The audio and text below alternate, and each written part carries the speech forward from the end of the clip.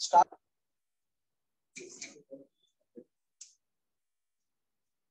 Heat हम लोगों ने स्टार्ट किया था, फर्स्ट लॉ थर्मोडायनेमिक्स हमको कवर करना था। चैप्टर क्या चल रहा है? थर्मोडायनेमिक्स ना। बात नहीं हुई थी थर्मोडायनेमिक्स। इसमें हमको कवर करना है first law of thermodynamics. First law of thermodynamics, जिसका मैथमेटिकल एक्सप्रेशन होता है डेल्टा यू या delta E equal to Q plus W ना। जहां पे क्यू क्या होता है बेटा? हीट होता है, और डब्ल्यू जो होता है वर्क डन होता है ना। तो हमको ये तीन टॉपिक पहले कवर करना है कि हीट क्या होती है, जो मैंने स्टार्ट कर दिया था पिछले लेक्चर में। फिर वर्क डन क्या होता है, कैसे कैलकुलेट करते हैं। फिर इंटरनल एनर्जी क्या होती है। जब ये तीनों टॉपिक कवर कर लेंगे फिर स्टार्ट करेंगे फर्स्ट लॉ ऑफ थर्मोडायनेमिक्स। ठीक है, चलिए एक बार हीट से ही बातों को स्टार्ट करते हैं। फिर से रिवीजन देता हूं जो पिछले लेक्चर में पढ़ाया था। मैंने हीट को बताया था कि हीट जो है वो एनर्जी का फॉर्म नहीं है, वो एनर्जी को ट्रांसफर करने का या एनर्जी को एक्सचेंज करने का एक तरीका है। यानी heat is not the form of energy, heat is the way of transfer of energy. यानी एनर्जी को एक्सचेंज करने का, सिस्टम और सराउंडिंग में एनर्जी को एक्सचेंज करने का एक तरीका है जब सिस्टम और सराउंडिंग के बीच में क्या हो? टेम्परेचर का डिफरेंस। बताया था ना। यानी ये क्या है? It is the way of transfer of energy. It is the way of transfer of energy when there is a temperature difference. There is a temperature difference between system and surrounding. System and surrounding. यानी heat एक energy को exchange करने का क्या है? तरीका है, ना कि खुद ये एनर्जी। ये एक एनर्जी को एक्सचेंज करने का तरीका है जब सिस्टम और सराउंडिंग के बीच में क्या हो बेटा? टेम्परेचर का डिफरेंस। भाई सिस्टम अगर मान लो बेटा ज्यादा टेम्परेचर पे है, उसके रिस्पेक्ट में सराउंडिंग का टेम्परेचर कम है, तो हीट सिस्टम से सराउंडिंग में चली जाएगी।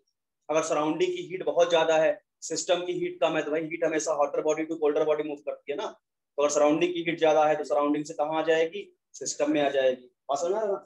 तो क्या होगा बेटा? It is the way of transfer of energy. और ये एनर्जी को जो ट्रांसफर करने का तरीका है ना, ये नॉन मैकेनिकल तरीका है।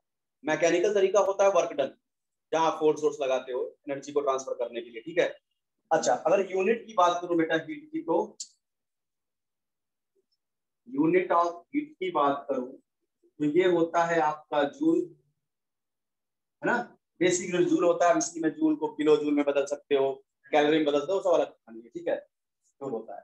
अच्छा हीट जो होता है ना बेटा, यहाँ पे अगर बात करें यहाँ पे कि हीट को अगर मैं बोलूं कि गैसेस के लिए अगर बात करूं तो दो तरह की हीट गैसेस के लिए होती है, specific heat of gases and molar specific heat of gases. यानी एक होता है बेटा हीट कैपेसिटी। पहले समझो जरा क्या होती है हीट कैपेसिटी, जो कि एक्सटेंसिव प्रॉपर्टी थी। हीट कैपेसिटी क्या था कि amount of heat required to raise the temperature of system by 1 degree Celsius.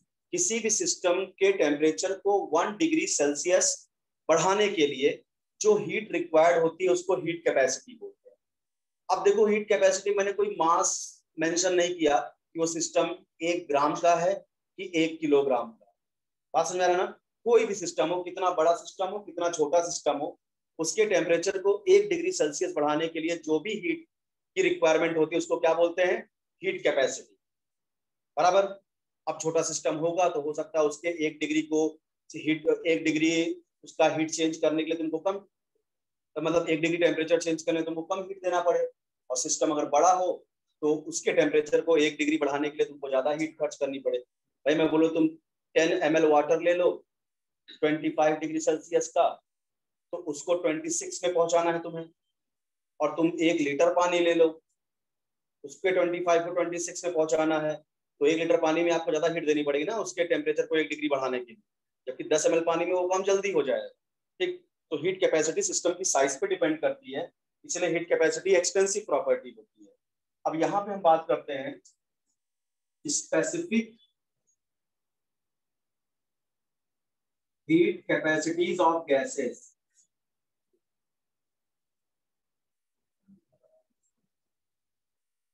इसको स्मॉल सी से दिखाते हैं, specific heat capacities of gases, या कहीं कहीं इसको एस से भी दिखाते हैं। ठीक है, देखो स्पेसिफिक हीट कैपेसिटी क्या होती है गैस की?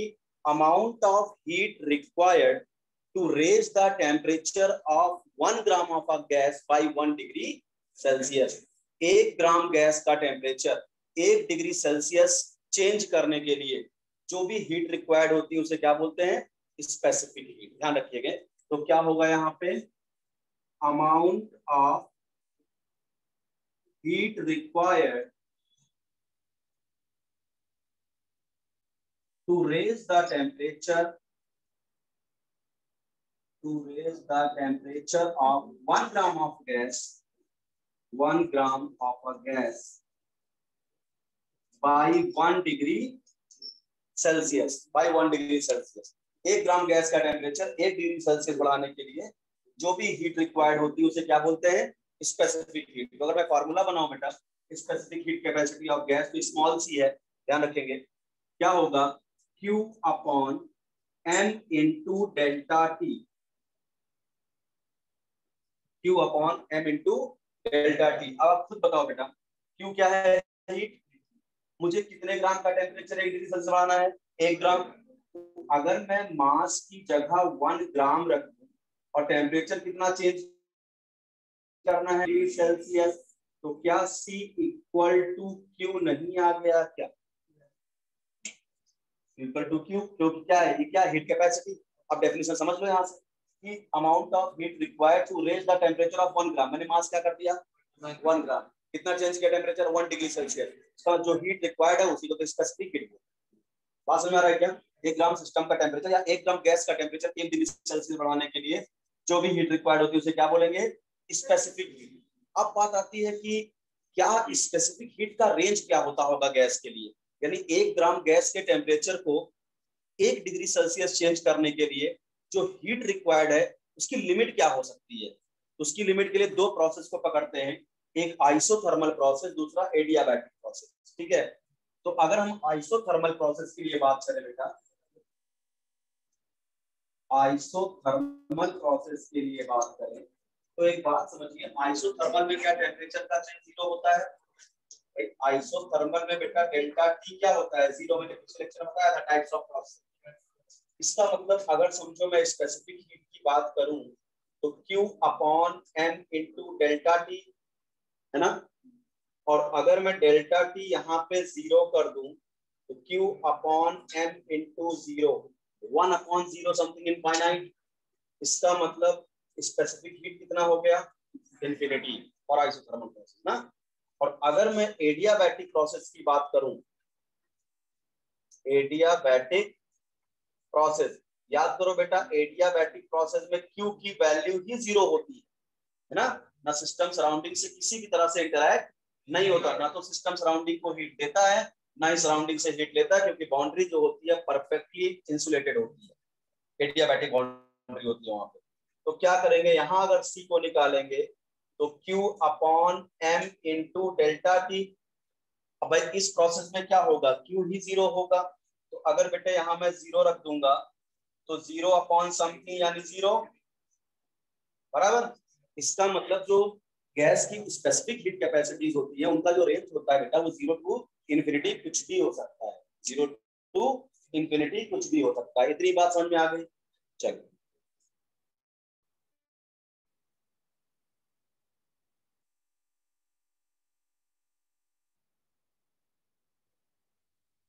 अब बात करते हैं बेटा यहाँ पे कि स्पेसिफिक हीट कैपेसिटीज जो होती है ना बेटा वो भी दो तरह की होती है गैस की।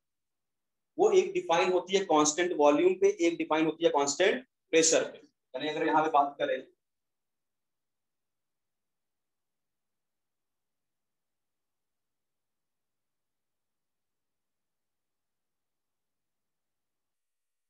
R ऑफ 2 टाइम्स,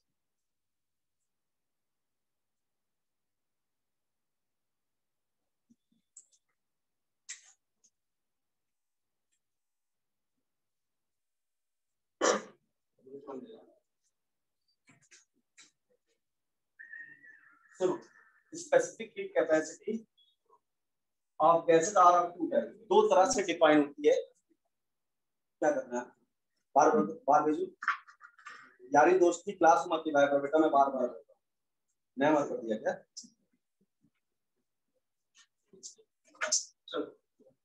सुन रहे हो ना, बहुत मस्ती करते हो, बाहर तो देखो नीचे से ही।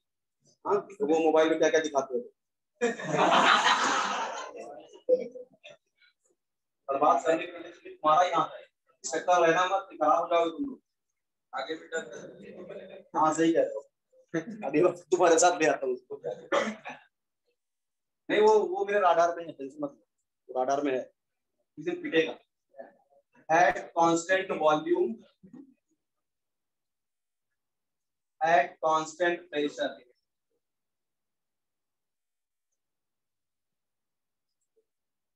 चलो देखो पढ़ा कर बेटा, उनके चक्कर मत पढ़ा कर, नहीं पढ़ेगा कैसे काम चलेगा। हाँ क्या करेगा फिर, ठेला लगाएगा सब्जी उब्जी की। Eight constant volume at constant pressure, बात समझ में आ रहा है। तो क्या होगा बेटा, कांस्टेंट वॉल्यूम के लिए हम क्या करेंगे, देखो स्पेसिफिक ध्यान रखना, बहुत बहुत ज्यादा ट्विस्ट वाले क्वेश्चन आएंगे। स्मॉल सी भी लिख रहा हूं मैं यहाँ पे, क्योंकि अभी जब मोलर स्पेसिफिक हीट कैपेसिटी पढ़ाऊंगा तो इसी सी को कैपिटल सी कर दूंगा, और क्वेश्चन जब आता है थोड़ा सा आपसे कंफ्यूजन क्रिएट हो जाती है, आप स्मॉल सी भी स्मॉल सी पी भी अंदर समझ नहीं पाते और आप क्वेश्चन गलत कर देते। स्मॉल सीपी दिया है, स्मॉल सीपी दिया है, कैपिटल, ध्यान रखना। मोलर स्पेसिफिक हीट बोल दिया, कैपिटल सीपी की बात कर रहा है, यानी वो मोलर स्पेसिफिक हीट है। स्मॉल सीपी की बात कर रहा है, यानी वो नॉर्मल स्पेसिफिक हीट है। ठीक है, तो स्मॉल सीपी तो फॉर्मूला में कोई अंतर नहीं है। अच्छा बताओ पहले भी फॉर्मूला क्या था बेटा, Q into M into delta T, बस अभी भी क्या है वही फॉर्मूले में, कुछ थोड़ी बस जो स्पेसिफिक हीट उसके क्या लगा दिया अभी, यानी ये कांस्टेंट वॉल्यूम पे मेजर की गई। ठीक है, और यहाँ पे अगर बात करें हम कांस्टेंट प्रेशर, तो सीपी कर रहे हैं equal to Q upon M into delta T. समझ में आ गया क्या। अच्छा तो ये हुआ क्या, स्पेसिफिक हीट। अब इसी में आपको बता दूं molar specific heat capacity of gas, ये वाला ज्यादा इंपॉर्टेंट है। मोलर स्पेसिफिक, यही क्वेश्चन आते हैं मोलर स्पेसिफिक, तो गैस के लिए मास से ज्यादा मोल इंपॉर्टेंट रखता है। ठीक है, molar specific heat, molar specific heat capacities of gases. अच्छा अब इसको अगर डिफाइन करो कि मोलर स्पेसिफिक हीट कैपेसिटीज क्या होती है, तो देखो स्पेसिफिक हीट क्या थी, 1 ग्राम गैस के टेम्परेचर को 1 डिग्री सेल्सियस बढ़ाने के लिए जो हीट रिक्वायर्ड थी वो स्पेसिफिक हीट।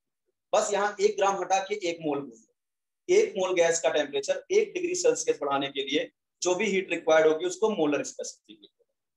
समझ में आ रहा है, स्पेसिफिक हीट 1 ग्राम गैस के टेम्परेचर को 1 डिग्री सेल्सियस बढ़ाना था आपको, मोलर स्पेसिफिक हीट 1 मोल गैस के टेम्परेचर को 1 डिग्री सेल्सियस आपको इंक्रीज करना है। तो यहाँ पे हम बोलेंगे amount of heat required, amount of heat required to raise the temperature of 1 mole of a gas, 1 mole of a gas by 1 degree Celsius.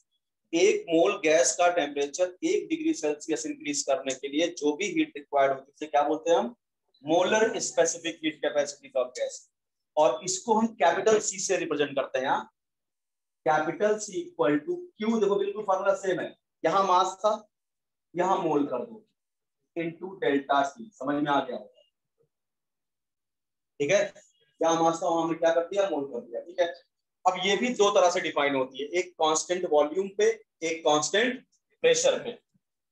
एक बात समझो, कांस्टेंट वॉल्यूम के लिए हम कहेंगे CV, capital CV equal to क्या, QV, लिखो ना लिखो मत फील लेना है, एन इंटू डेल्टा टी, ये हो गया सी। यहाँ क्यू भी लिखो चलेगा, ठीक है, बट मैं बी लिख दिया, इसका ये हीट भी कांस्टेंट वॉल्यूम पे। और अगर मैं यहाँ बात करूँ सीपी, यहाँ QP constant pressure, N into delta T. बहुत ध्यान समझना, यहाँ से गैस की हीट निकालने का ये फॉर्मूला है।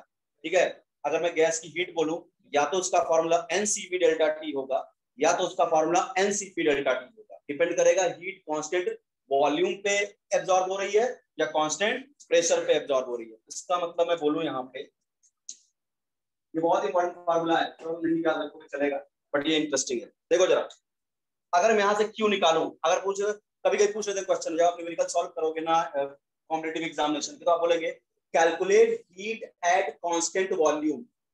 इसका मतलब यही QV ही तो पूछ रहा है ना, क्या ये NCV डेल्टा टी नहीं हो जाएगा क्या? ठीक है, तो QV का फॉर्मूला क्या बनेगा? NCV delta T. अभी CVV कैलकुलेट करना सिखाऊंगा। NCV डेल्टा टी, ये हीट एट कांस्टेंट वॉल्यूम, और यही आगे चल के क्या बन जाएगा? Internal energy. ठीक है, आगे देखना यही फॉर्मूला इंटरनल एनर्जी का आएगा, डेल्टा यू, क्योंकि कांस्टेंट वॉल्यूम पे सिस्टम के पास जितनी हीट होती है ना, वो इंटरनल एनर्जी ही होती है। तो यही फॉर्मूला बन जाएगा डेल्टा ई या delta U equal to NCV delta T. और यहां से अगर मैं हीट का फॉर्मूला निकालूं, QT इक्वल टू क्या बनेगा? NCP delta. सब फॉर्मूले का आपको बहादुरी के साथ इस्तेमाल करना पड़ेगा इंटर्नशिप में। बात समझ आ रहा है क्या? QP equal to NCP delta T. और यहाँ CP को कैसे निकालते हैं भी समझाता हूँ। CP N तो निकाल लोगे, number of moles of gas, temperature भी बता देगा वो आपको। QP यही फ्यूचर में जाके क्या बनने वाला है? Delta you, internal energy. यही एक लेक्चर के बाद क्या बन जाएगा? डेल्टा H, यानी एंथैल्पी का भी फॉर्मूला है। Delta H equal to NCP delta T. ध्यान रखिएगा, ये सब फॉर्मूले का इस्तेमाल करोगे न्यूमेरिकल करते समय। गैस की बात कर दिया और हीट वगैरह पूछ लिया गैस की, तो तुम्हारे दिमाग में यही दो फॉर्मूले चलने चाहिए। गैस, अगर गैस की बात कर दिया और बोला कि टेम्परेचर इतना है, ठीक है, डिग्री ऑफ फ्रीडम गैस का इतना है, तो बताइए कितनी हीट एब्जॉर्ब करेगा, तो अभी समझ में आ जाएगा, क्वेश्चन कराऊंगा तो यहाँ ध्यान समझिएगा। गैस के लिए हीट निकालने का कोई फॉर्मूला पूछे तो दो ही है। अगर वो कांस्टेंट वॉल्यूम पे हीट पूछ रहा है तो NCV डेल्टा टी, और कांस्टेंट प्रेशर पे गैस की हीट निकालना हो NCP डेल्टा टी। बात समझ ना? अब बात आती है कि CPCV कैसे कैलकुलेट करेंगे। ये बात समझ में आ गई क्या? यूनिट वगैरह बता सकते हो? अगर मोलर स्पेसिफिक हीट कैपेसिटी, चाहे वो कांस्टेंट प्रेशर पे हो चाहे वो कांस्टेंट वॉल्यूम पे है, इसकी यूनिट क्या बनेगी बेटा? हीट की unit joule, number of moles into क्या? डिग्री सेल्सियस या डिग्री केल्विन। 1 डिग्री सेल्सियस बढ़ाना था ना यहाँ पे, तो जूल पर मोल डिग्री सेल्सियस, जूल पर मोल डिग्री सेल्सियस, यानी यूनिट में कोई फर्क नहीं पड़ता। बस फॉर्मूला ध्यान रखना कि CV जो होता है Q अपॉन क्या होता है? N delta T. या ये सबसे बढ़िया ये फॉर्मूला है NCV डेल्टा टी। गैस की हीट निकालने के फॉर्मूले याद हुए तो, गैस से कभी भी हीट कैलकुलेट करने को बोलते हैं तो NCV डेल्टा टी डिपेंड करेगा कि CV का डेटा प्रोवाइडेड है कि CP का। अगर उसने बोल दिया कि हीट जो है कांस्टेंट वॉल्यूम पे एब्जॉर्ब हो रही है, तब बताइए क्या कितनी हीट एब्जॉर्ब होगी कांस्टेंट वॉल्यूम पे? उसका सीधा सीधा उसने QV पूछा है आपसे। कांस्टेंट प्रेशर पे कितनी हीट एब्जॉर्ब होगी, तब ये फॉर्मूला लगा तो गलत हो जाएगा। कांस्टेंट प्रेशर पे वो NCP डेल्टा टी। मेरी बात समझ पा रहे हो क्या? तो गैस की हीट निकालने के दो फॉर्मूले होंगे, इसका इस्तेमाल करना पड़ेगा न्यूमेरिकल में। बोर्ड एग्जाम में तो ऐसे न्यूमेरिकल नहीं आते, बट एंट्रेंस के लिए तैयार, बोर्ड में सब नहीं आता कुछ निकालने के। बात समझ में आ रहा है ना? जो बोर्ड वाले हैं वो एंजॉय करें। आगे देखो,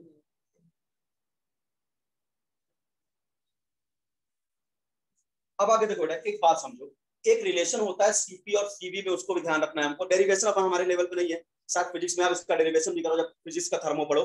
फिजिक्स और केमिस्ट्री की थर्मो थोड़ा अलग अलग डायरेक्शन चलती है, उसको मिलाओगे तो दोनों थर्मो क्वेश्चन नहीं लगा पाओगे, ना फिजिक्स वाला ना केमिस्ट्री वाला। तो केमिस्ट्री वाला पढ़ना, फिजिक्स वाला पढ़ना। अब यहाँ पे क्या होगा देखो, एक फॉर्मूला होता है CP, कैपिटल CP लिख रहा हूँ, minus CV is equal to R। एक फॉर्मूला ये ध्यान रखना डायरेक्ट, CP माइनस CV को R समझते हैं यूनिवर्सल गैस कांस्टेंट, ठीक है, जिसकी वैल्यू जूल में 8.314, कैलोरी में 2 कैलोरी, और लीटर एटमॉस्फेयर में 0.0821। लीटर एटमॉस्फेयर में 1/12 हमने शॉर्टकट बताया था, ठीक है, और कैलोरी में 25/3 बताया था हमने शॉर्टकट, और सॉरी कैलोरी वाला जूल में, और कैलोरी में 2 रखते हैं, उसके लिए क्या शॉर्टकट यूज करेंगे? CP minus CV equal to क्या होता है बेटा? R। इसको बोलते हैं Mayer's formula. Mayer's formula direct question भी करना है यहाँ से। CP minus CV equal to R, पहला फार्मूला। अच्छा, बात आती है CV का फार्मूला क्या होता है? CV इक्वल टू होता है F/2R। क्या होता है? ये सब फार्मूले ही आपको केमिस्ट्री में याद रखने हैं, F/2R।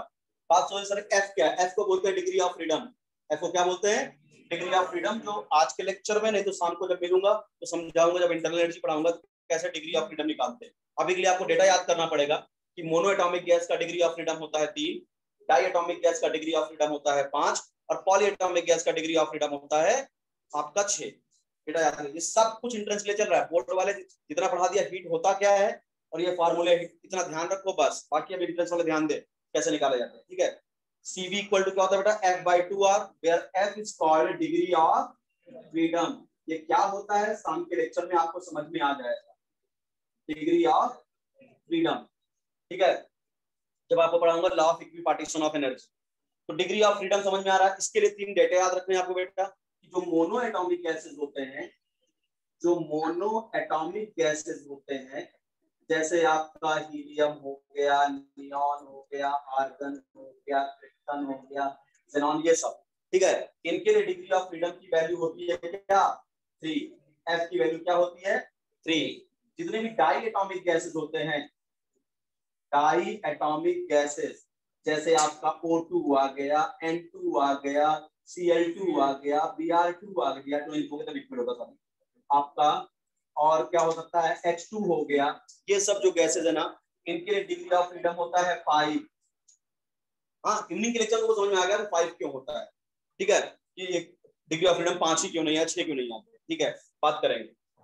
और पॉली एटॉमिक गैस होती है, पॉली एटॉमिक गैस जो होती है, जैसे आपका CO2 हो गया, आपका जैसे SO3 हो गया, SO2 हो गया, इन सब के लिए डिग्री ऑफ फ्रीडम होता है 6।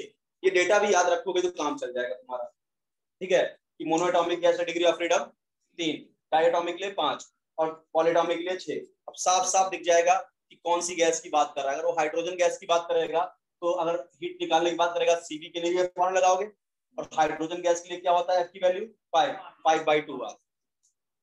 बात समझा क्या, तो डिग्री ऑफ फ्रीडम। अब बात आती है सर CP कैसे निकालेंगे। यार CP इक्वल टू हमको लगता है CV प्लस R, इससे आसान फार्मूला क्या होगा, है ना, अरेंज कर लिया यार, सिंपल सी मैथमेटिक्स है। CV प्लस R, इसको और सॉल्व करने का मन है तो कर सकते हो। CV क्या है, F/2R प्लस R, R को कॉमन ले लो तो F/2 प्लस 1 इंटू R, यही तो होगा ना CP का फॉर्मूला। ठीक है, बट मैं रिकमेंड करूंगा इसको मत याद रखो, इसको याद रखो, काम चल जाएगा। ठीक है, तो CV निकाला सर, सीख जाओ F/2R, और ये डेटा याद रखना बेटा, मोनोएटॉमिक का CV F की वैल्यू कितनी होती है, डिग्री ऑफ फ्रीडम 3, डायटोमिक की 5 और पॉलीटॉमिक की 6। सारे क्वेश्चन आपसे हो जाएंगे आराम से। ठीक है, और CP equal to CV plus R अभी मैं करके दिखाऊंगा। तो एक रिलेशन याद रखेंगे कि capital CP minus capital CV equal to R। ये स्मॉल वाला नहीं है, ये इसको गलती से मत समझ लेना कि स्पेसिफिक हीट कैपेसिटी वाला है। ठीक है, वो चीज नहीं, बिल्कुल भी नहीं है ये। ठीक है, capital CP minus molar specific heat का जो डिफरेंस होता है वो R होता है मेयर्स फार्मूला, CV का फार्मूला F/2R। F क्या होता है बेटा, degree of freedom. Monoatomic gas के लिए कितना होता है, 3 वैल्यू होती है डिग्री ऑफ फ्रीडम की, डायटोमिक के लिए 5 और पॉलीएटॉमिक के लिए 6। ठीक है, अब इसमें भी ट्विस्ट एंड टर्न होते हैं, वो शाम को बात करेंगे कि CO2 पॉलीएटॉमिक आखिर भी 6 नहीं होती, 5 होती है। ठीक है, उसको बात करेंगे। तो अब यहाँ पे क्या होगा आपका, और CP equal to CV plus R। एक फॉर्मूला और याद करना होगा आपको, CP अपॉन CV का रेशियो क्या कहलाता है। फिजिक्स में शायद इन सबका आपके सामने डेरिवेशन भी है, बट केमिस्ट्री में डेरिवेशन रिक्वायर्ड नहीं है। डायरेक्ट आप याद रखेंगे capital CP upon capital CV equal to gamma. एक ये फॉर्मूला याद रखेंगे, capital CP upon capital CV equal to gamma. इसको बोलते हैं पॉइजन्स फार्मूला, और gamma is called Poisson ratio. Scientist थे, पॉइजन कुछ नहीं करे। पॉइजन रेशियो, पॉइजन एक साइंटिस्ट थे, काफी जहरीले टाइप के थे। ठीक है, पॉइजन रेशियो क्या, CP upon CV equal to gamma. ठीक है, ध्यान रखिएगा, मोलर स्पेसिफिक कांस्टेंट प्रेशर और कांस्टेंट वॉल्यूम का रेशियो क्या होता है बेटा, gamma. Gamma is called Poisson ratio, और इसकी वैल्यू याद रखोगे कि मोनोएटॉमिक गैस की गामा की वैल्यू कितनी होती है, डायटोमिक के लिए कितनी होती है और पॉलीएटॉमिक के लिए कितनी होती है। तो for monoatomic gas data he data है, दिमाग में फीड करो। मोनोएटॉमिक गैस के लिए गामा की वैल्यू होती है 1.66 भी दे सकता है, 1.6। ठीक है, डाई एटॉमिक के लिए जो गामा की वैल्यू होती है, डाई एटॉमिक गैस के लिए जो गामा की वैल्यू होती है 1.4, और पॉली एटॉमिक गैस के लिए अभी प्रूव करके दिखा दूंगा, पॉली एटॉमिक गैस के लिए गामा की वैल्यू होती है 1.33 या 1.3। समझ में आ रहा है? ये भी डेटा बिल्कुल याद रखना है कि मोनोटॉमिक का गामा कितना होता है 1.6, डायटोमिक का कितना होता है 1.4 और पॉलीटोमिक का कितना होता है 1.3। इतनी कहानी समझा। मेन तुम्हारे लिए इंपॉर्टेंट क्या है, मोलर स्पेसिफिक। क्या है? Molar specific. एक बार रिवीजन देता हूं, फटाक से सुनो। एक मोल गैस का टेम्परेचर 1 डिग्री सेल्सियस बढ़ाने के लिए जो भी हीट रिक्वायर्ड होता है उसको मोलर स्पेसिफिक हीट दो तरह से डिफाइन होती है। एक कांस्टेंट वॉल्यूम पे जिसको हम सीवी बोलते हैं, एक कांस्टेंट प्रेशर को सीपी बोलते हैं। सीवी का formula Q upon N into delta T, CP का भी formula Q upon N into delta T, यानी QV equal to NCP delta T और QP equal to NCP delta T, और वही QV आगे चल के डेल्टा U बनेगा और वही QP आगे चल के डेल्टा H यानी एंथैल्पी बन जाएगा। बात समझ में आ रहा है क्या? फिर आता है सर सीवी का कैलकुलेशन कैसे करेंगे, F/2R, where F is the degree of freedom. Monatomic के लिए 3, डायटोमिक के लिए 5, पॉलीटोमिक के लिए 6, ठीक है। और सीपी अपॉन सीवी का रेशियो क्या होता है, गामा, इसको बोलते हैं पॉइजन रेशियो, और गामा की वैल्यू मोनोटॉमिक के लिए 1.6, डायटोमिक गैस के लिए 1.4 और पॉलीटोमिक के लिए 1.3। समझ में आ रहा है क्या? आइए अब एक टेबल बना के आपको दिखा देता हूं, जरा इस बात को। इधर मैं क्या लेता हूं बेटा, इधर मैं लेता हूं, मान लीजिए आपका गैस लेता हूं, इधर मैं उनका लिखता हूं degree of freedom, F degree of freedom. इधर मैं उनका सीवी निकालता हूं, इधर मैं इसका सीवी निकालता हूं, सीवी प्लस आर। थोड़ा नजदीकियां बढ़ाता हूं इनमें, तुम लोग नजदीकियां मत बढ़ाओ। इधर मैं लिखता हूं गैस, तुम लोग बढ़ाती बैठोगे, उनको पता है गैस। इधर मैं लिख लेता हूं उनका degree of freedom, degree of freedom. इधर लिखना है मुझे सीवी निकालूंगा, सीवी कैसे निकालूंगा बेटा, F/2R ना, और सीवी कैसे निकालूंगा बेटा, CV प्लस आर, और गामा कैसे निकालूंगा, CP अपॉन CV। यही तो आएगा ना गामा। अब जरा देखो, सबसे पहले बात करता हूं मोनोएटॉमिक गैस की। जैसे इनर्ट गैस हो गए monoatomic gas, helium, argon, krypton, जरम और सारे जो भी, इनका डिग्री ऑफ फ्रीडम क्या लिखाया हमने, 3, यानी मोनोएटॉमिक का डिग्री ऑफ फ्रीडम क्या होता है 3। तो अगर मोनोएटॉमिक गैस का मैं सीवी निकालूं तो डिग्री ऑफ फ्रीडम यानी F, तो क्या 3/2R होगा। हम कभी कभी डायरेक्ट ऐसे लंबे क्वेश्चन आते हैं, ठीक है। मोनोएटॉमिक गैस का सीवी 3/2R, बात समझा क्या? अच्छा सीपी निकालूं तो क्या CP equal to CV plus R. अब सीवी है 3/2R प्लस आर, इसका मतलब क्या 5/2R बराबर ना बेटे, 5/2R, यानी सीपी आ गया 5/2R। अब याद नहीं होते हैं, समझो।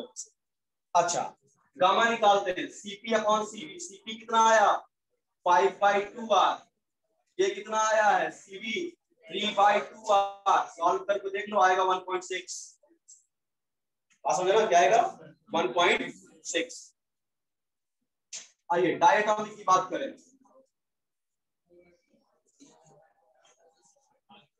डायटोमिक गैस जैसे O2 की बात कर लूं, जैसे N2 की बात कर लूं, जैसे H2 की बात कर लूं, इनका डिग्री ऑफ फ्रीडम कितना होता है बेटा 5।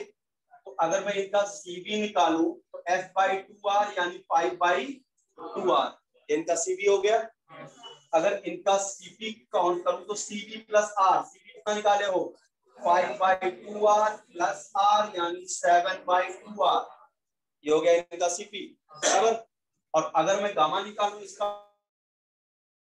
CP upon CV 7/2R upon 5/2R, solve करके 1.4 कर लेना भैया, विश्वास ना हो। पॉलीएटॉमिक गैस जैसे CO2 हो गया, जैसे SO2 हो गया, जैसे SO3 हो गया, इन सब गैस के लिए F की वैल्यू क्या होती है 6, डिग्री ऑफ फ्रीडम होता है 6। इसका मतलब अगर CV कोई पूछे तो 6/2R यानी 3R, इसका मतलब CV इक्वल टू 6/2R बोले तो 3R, CV हो गया 3R इसका, ठीक है। और CV की बात बोलूं तो क्या होगा CV प्लस R यानी 3R प्लस R यानी 4R बराबर। और अगर गामा निकाल लूं तो CP upon CV 4R upon 3R, answer 1.33 आ रहा है। समझ में आया क्या? इस तरह से निकालते हैं हम Cv Cp गामा। कोई डाउट किसी को? कंफ्यूजन तो नहीं है कहीं? कंफ्यूजन होगा तो भैया तुमको फिर मैथ नहीं आती है, इस बात के कुछ नहीं। आगे बढ़े, इसके लिए आप आराम कर सकते। ये डेटा बिल्कुल याद रखना, दिमाग में चिपका लेना, नहीं जहाँ पढ़ते हो वहां सामने चिपका लेना, तुम पढ़ते ही कहाँ है ना? हाँ सही बात तो है ही है। तुम पढ़ाई कर लोगे तो दुनिया तुम्हारी रेडी हो जाएगी बेटा, ये काम कभी मत करना। सुनिए, चलो ध्यान दो, पढ़ो पढ़ो चाहे ना पढ़ो, बाहर में जाओ तो क्या, ठीक है? हमारा मीटर तो चल रहा है, हम तुमसे 1 घंटे बात करेंगे, हमारा पैसा बन जाएगा। 1.5 घंटे ना, आप बहुत बन जाएगा। क्वेश्चन सुनो, तुमको परेशान करो, मेरे तो 1-1 मिनट की कीमत है, ठीक है? ये तो तुमसे मैं बात कर रहा हूँ, बाहर बात करूँ, 1 मिनट का मेरा काफी ऐसा होता है, 1 मिनट तुमसे बात करूंगा। अगला सुनो, तो यहाँ पे देखो क्वेश्चन क्या लेता हूँ कि अगर मैं बोलूं कि बेटा मान लो सपोज करो एक क्वेश्चन से आपको, हाँ सच्चाई है ये पगले, ठीक है? तुम तो हल्के में लेते हो, हाँ? सुनो सुनो सुनो, मैं उस पैसे को जस्टिफाई करता हूँ, ये बात अलग है, मैं इसको जस्टिफाई करता हूँ। इधर देखो बेटा, अगर से मैं आपसे पूछ लूं कि माना ऑक्सीजन गैस आपको दे दिया, बोला उसके स्मॉल Cv की वैल्यू जो है वो x है, ठीक है? x तो समझते होगे ना, x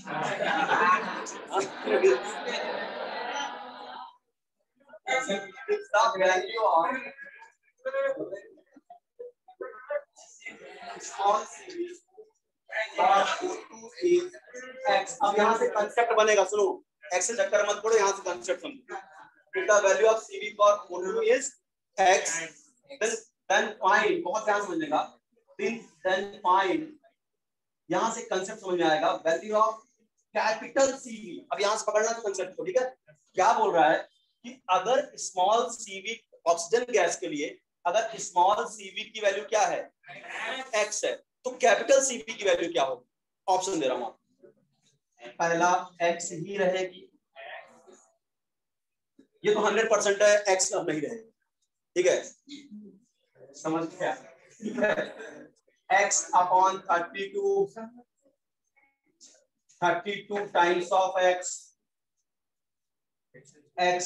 by 2, फिर लो आंसर बोल दोगे अपने आप, समझो? फिर देते हो, बताओ क्या होगा? अगर डेफिनेशन को दिमाग में लाओगे तो पक्का सही आंसर।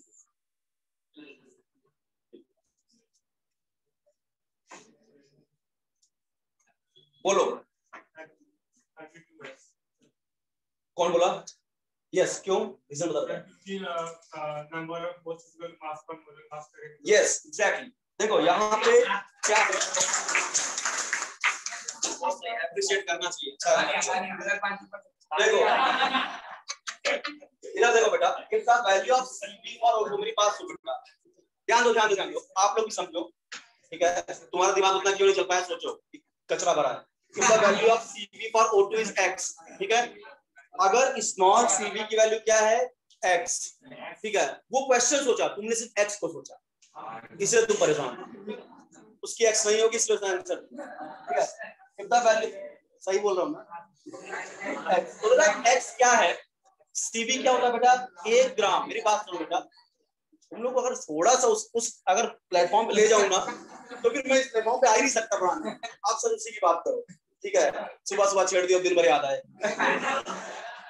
स्मॉल Cv की वैल्यू अगर x है ना, मतलब स्मॉल Cv क्या था बेटा, 1 ग्राम गैस का टेम्परेचर 1 डिग्री सेल्सियस बढ़ाने के लिए जो भी हीट लगती थी उसी को स्मॉल Cv बोलते थे, स्पेसिफिक हीट 1 ग्राम गैस के लिए। इसका मतलब अगर ये स्मॉल Cv O2 गैस के लिए x दिया है, यानी ऑक्सीजन गैस के 1 ग्राम का टेम्परेचर 1 डिग्री सेल्सियस बढ़ाने के लिए x जूल हीट रिक्वायर्ड। आप समझ में आया क्वेश्चन? स्मॉल Cv का मतलब बेटा क्या होता है, 1 ग्राम गैस के टेम्परेचर को बढ़ाने के लिए कितनी हीट चाहिए ना, बोल रहा है स्मॉल Cv जो ऑक्सीजन गैस की है वो x है, इसका मतलब ऑक्सीजन गैस के 1 ग्राम का टेम्परेचर 1 डिग्री सेल्सियस चेंज करने के लिए x जूल हीट रिक्वायर्ड है। पूछ रहा है कैपिटल Cv बताओ, क्या कैपिटल Cv 1 मोल के लिए डिफाइन होता है क्या? यानी वो बोल रहा है 1 मोल ऑक्सीजन गैस के टेम्परेचर को 1 डिग्री सेल्सियस बढ़ाने के लिए कितना हीट लगेगी। तो बेटा अगर 1 ग्राम के लिए x लग रहा है, 1 मोल का मतलब मोलर मास के बराबर अमाउंट, और ऑक्सीजन का मोलर मास कितना 32, इसका 32x। तो समझ में आया क्या? तो क्या हो जाएगा आपका 32x। तो यहां से एक आपको फॉर्मूला देता हूं, बहुत ध्यान से समझना। कैपिटल सीवी, मतलब जो दिमाग नहीं लगा पाता उनके लिए फॉर्मूला भी है हमारे पास। कैपिटल सीवी इक्वल टू क्या होगा बेटा, small CV into molar mass. अब गलत नहीं होगा, ये लो फॉर्मूला, ठीक है। Capital CP equal to small CP into molar mass. अब गड़बड़ नहीं करोगे। अब अगर ये फॉर्मूला याद होगा तो फटाक से लगा दोगे। अब आपसे क्या पूछा, if the value of CV for oxygen is x, oxygen का सीवी स्मॉल सीवी कितना दिया है x, find the value of capital CV. ये दिया x, ऑक्सीजन का मोलर मास 32x। बात समझ में आ रहा है क्या? तो ये बात ध्यान रखिएगा, बहुत इंपॉर्टेंट है, यहां से गड़बड़ हो जाता है। एक क्वेश्चन और लेता हूं, लेना ही पड़ेगा।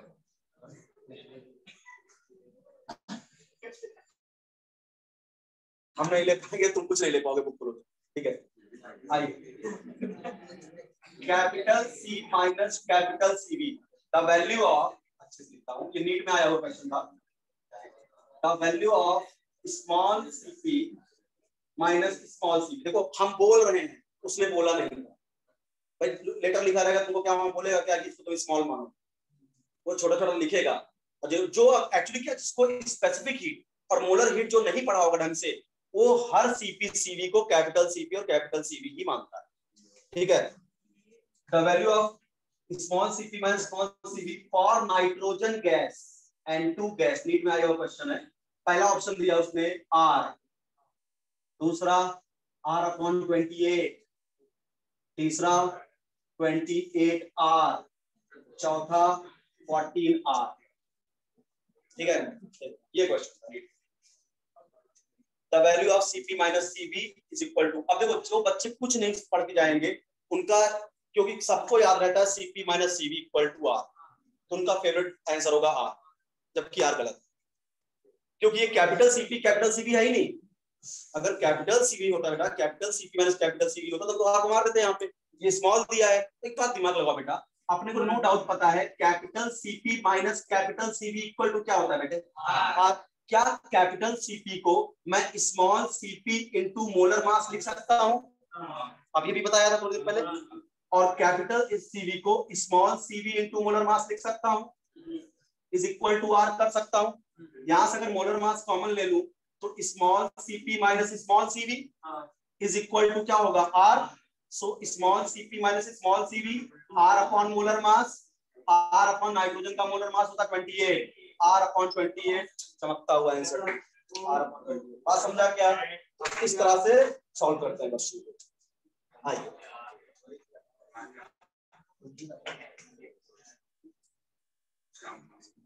आगे बढ़े बेटा। तो ये हो गई सारी कहानी हीट। हाँ, हीट टॉपिक हमने कवर कर दिया। ध्यान रखना, मोलर स्पेसिफिक हीट को अच्छे से पढ़ना। सीपी और CV, CP minus CV equal to R हर समय दिमाग में रहना चाहिए। CV equal to F/2R, mono, dia और पॉली का बेटा डिग्री ऑफ फ्रीडम हर समय दिमाग में रहना चाहिए, 3, 5, 6, ठीक है। और CP upon CV equal to gamma दिमाग में रहना चाहिए, 1.6, 1.4, 1.3, ठीक है। अब बात करते हैं, अगला जो टॉपिक है हीट निपट गया। कहानी चल रही है सुबह से कि यार फर्स्ट लॉ ऑफ थर्मोडायनेमिक्स पे पहुंचना है, ठीक है। हीट निपटा दिया, अच्छे से समझ में आ गया हीट क्या होता है। अब आता है वर्क डन। अब क्या होता है, वर्क डन। अब ये समझो, ये भी मेरे वाला टॉपिक है, वर्क डन। थर्मो में ऐसा मैं कभी बोलूंगा नहीं। अब सबसे इंपॉर्टेंट टॉपिक चल रहा है, हर टॉपिक इंपॉर्टेंट, पूरा चैप्टर ही इंपॉर्टेंट थर्मो। और इसको अगर तुम समझ के लोगे बेटा तो मजा आएगा इस चैप्टर में। याद करने में जहां पढ़े सब गड़बड़ हो जाएगा, क्योंकि याद करें तुम क्वेश्चन सॉल्व नहीं कर सकते। अगर कंसेप्ट नहीं बना इस चैप्टर में, इसमें हो गया, इलेक्ट्रो में हो गया, अगर आप कंसेप्ट स्ट्रांग नहीं है तो आप इसके क्वेश्चन नहीं कर सकते। घुमा घुमा के क्वेश्चन पूछता, देखो ना, CP minus CV equal to R ना पूछ के स्मॉल सीपी पूछा, जानबूझ के थोड़ा सा ट्विस्ट लाया क्वेश्चन। समझ में आ रहा है ना? तो लीग से हटके ही क्वेश्चन आएगा। अब बात करते हैं वर्क डन क्या होता है।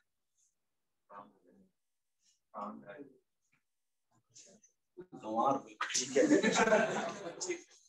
वर्क डन काम होता है और काम करते हैं। वर्क डन क्या होता है बेटा, देखो हमने बोला था कि अगर सिस्टम और सराउंडिंग के बीच में एनर्जी का ट्रांसफर चल रहा है, लेकिन वो ट्रांसफर टेम्परेचर के डिफरेंस की वजह से है, तो उसको हीट बोलते थे। आराम समझो, ठीक है। अगर सिस्टम और सराउंडिंग के बीच में एनर्जी का एक्सचेंज चल रहा है, सिस्टम सराउंडिंग को हीट दे रहा है या सराउंडिंग सिस्टम को हीट दे रहा है, अगर ये काम चल रहा है, सिस्टम और सराउंडिंग के बीच में एनर्जी का एक्सचेंज चल रहा है, लेकिन उसकी वजह क्या है? टेम्परेचर डिफरेंस, तो वो एनर्जी एक्सचेंज का तरीका हीट कहलाता है। बराबर। अगर सिस्टम और सराउंडिंग के बीच में टेम्परेचर डिफरेंस को छोड़ के बाकी किसी और वजह से एनर्जी का एक्सचेंज चल रहा है, तो उसको वर्क डन, उसे क्या बोलते हैं? बिल्कुल बेसिक से फिजिक्स की बात बता रहा हूं, बात समझ आ रहा है क्या? यानी अगर सिस्टम और सराउंडिंग के बीच में टेम्परेचर का डिफरेंस है, उसकी वजह जो एनर्जी का एक्सचेंज चल रहा है उसको हीट बोलते हैं। और टेम्परेचर डिफरेंस को छोड़ दो, बाकी किसी और वजह से अगर एनर्जी का एक्सचेंज सिस्टम और सराउंडिंग के बीच में चल रहा है, उसे क्या बोलते हैं? वर्क। मतलब वर्क का मतलब क्या है समझो। जब भी मैं सिस्टम बोलूंगा, मैं पहले ही बोला, तुम्हारे दिमाग में क्या पिक्चर आ जानी चाहिए? एक कंटेनर है जिसमें आइडियल गैस भरी है, जिसमें फ्रिक्शनलेस पिस्टन लगा है, इजी मूवेबल पिस्टन लगा है, यहाँ पे आइडियल गैस है। इसके ऊपर पी एक्सटर्नल लग रहा है बेटा, एटमॉस्फेरिक प्रेशर, और गैस भी तो कुछ प्रेशर लगा रही है ना पिस्टन के ऊपर। बराबर, ये चीज समझो। अब अगर मैं बोलूं वर्क डन क्या होता है, अगर मान लीजिए सपोज करो पिस्टन ऊपर चला गया, यानी gas work done by the gas हुआ। भाई वर्क डन का मतलब क्या है कि मैं सराउंडिंग पे कुछ एहसान कर दूं या सराउंडिंग मेरे ऊपर कुछ एहसान कर दे, तो वर्क डन हो गया। बात समझे ना? मतलब वर्क डन का मतलब क्या होता है? मदद कर देना। आप समझो, अगर मैं यहां मान लो कुछ 2-4 ग्राम कॉटन रख दिया, अब जब गैस ये एक्सपांड होगी, इसका मतलब ये कॉटन ऊपर जाएगा, इसका गैस ने कॉटन के ऊपर काम कर दिया ना, एहसान कर दिया, उसको ऊपर भेज दिया। और अगर मैं यहाँ पे 1-2 किलो का वेट रख दूं, पिस्टन को क्या कर दूंगा? नीचे ला दूंगा, तो मैं गैस को कंप्रेस कर दूंगा, यानी मैंने सिस्टम पे काम कर दिया। बात समझा ना? क्या होगा? गैस कंप्रेस हो रही है, यानी work done bye on the system. और गैस एक्सपांड हो रही है तो work done by the system. Gas खुद काम कर रही है, तो इस पे काम करेगी। गैस तो सिस्टम है ना, सराउंडिंग पे काम कर रही है। मैंने गैस को कंप्रेस कर दिया, यानी मैंने सिस्टम पे काम कर दिया। बात समझ आ रहा है क्या? तो वर्क डन का बेसिक मतलब होता है बेटा, एक मैकेनिकल तरीका है एनर्जी को ट्रांसफर करने का, जबकि हीट कैसा था? नॉन मैकेनिकल में था, एनर्जी को ट्रांसफर करने का। तो वर्क डन में देखो क्या होता है, नॉर्मल फॉर्मूले की बात करूंगा बेटा, तो नॉर्मल वर्क डन आपने पढ़ा होगा F into L, force into displacement, ये नॉर्मल वर्क है अपना। एक वर्क तूने पढ़ा होगा इलेक्ट्रोस्टैटिक वर्क फिजिक्स में, जिसका फॉर्मूला तूने पढ़ा होगा Q into V, charge into potential difference.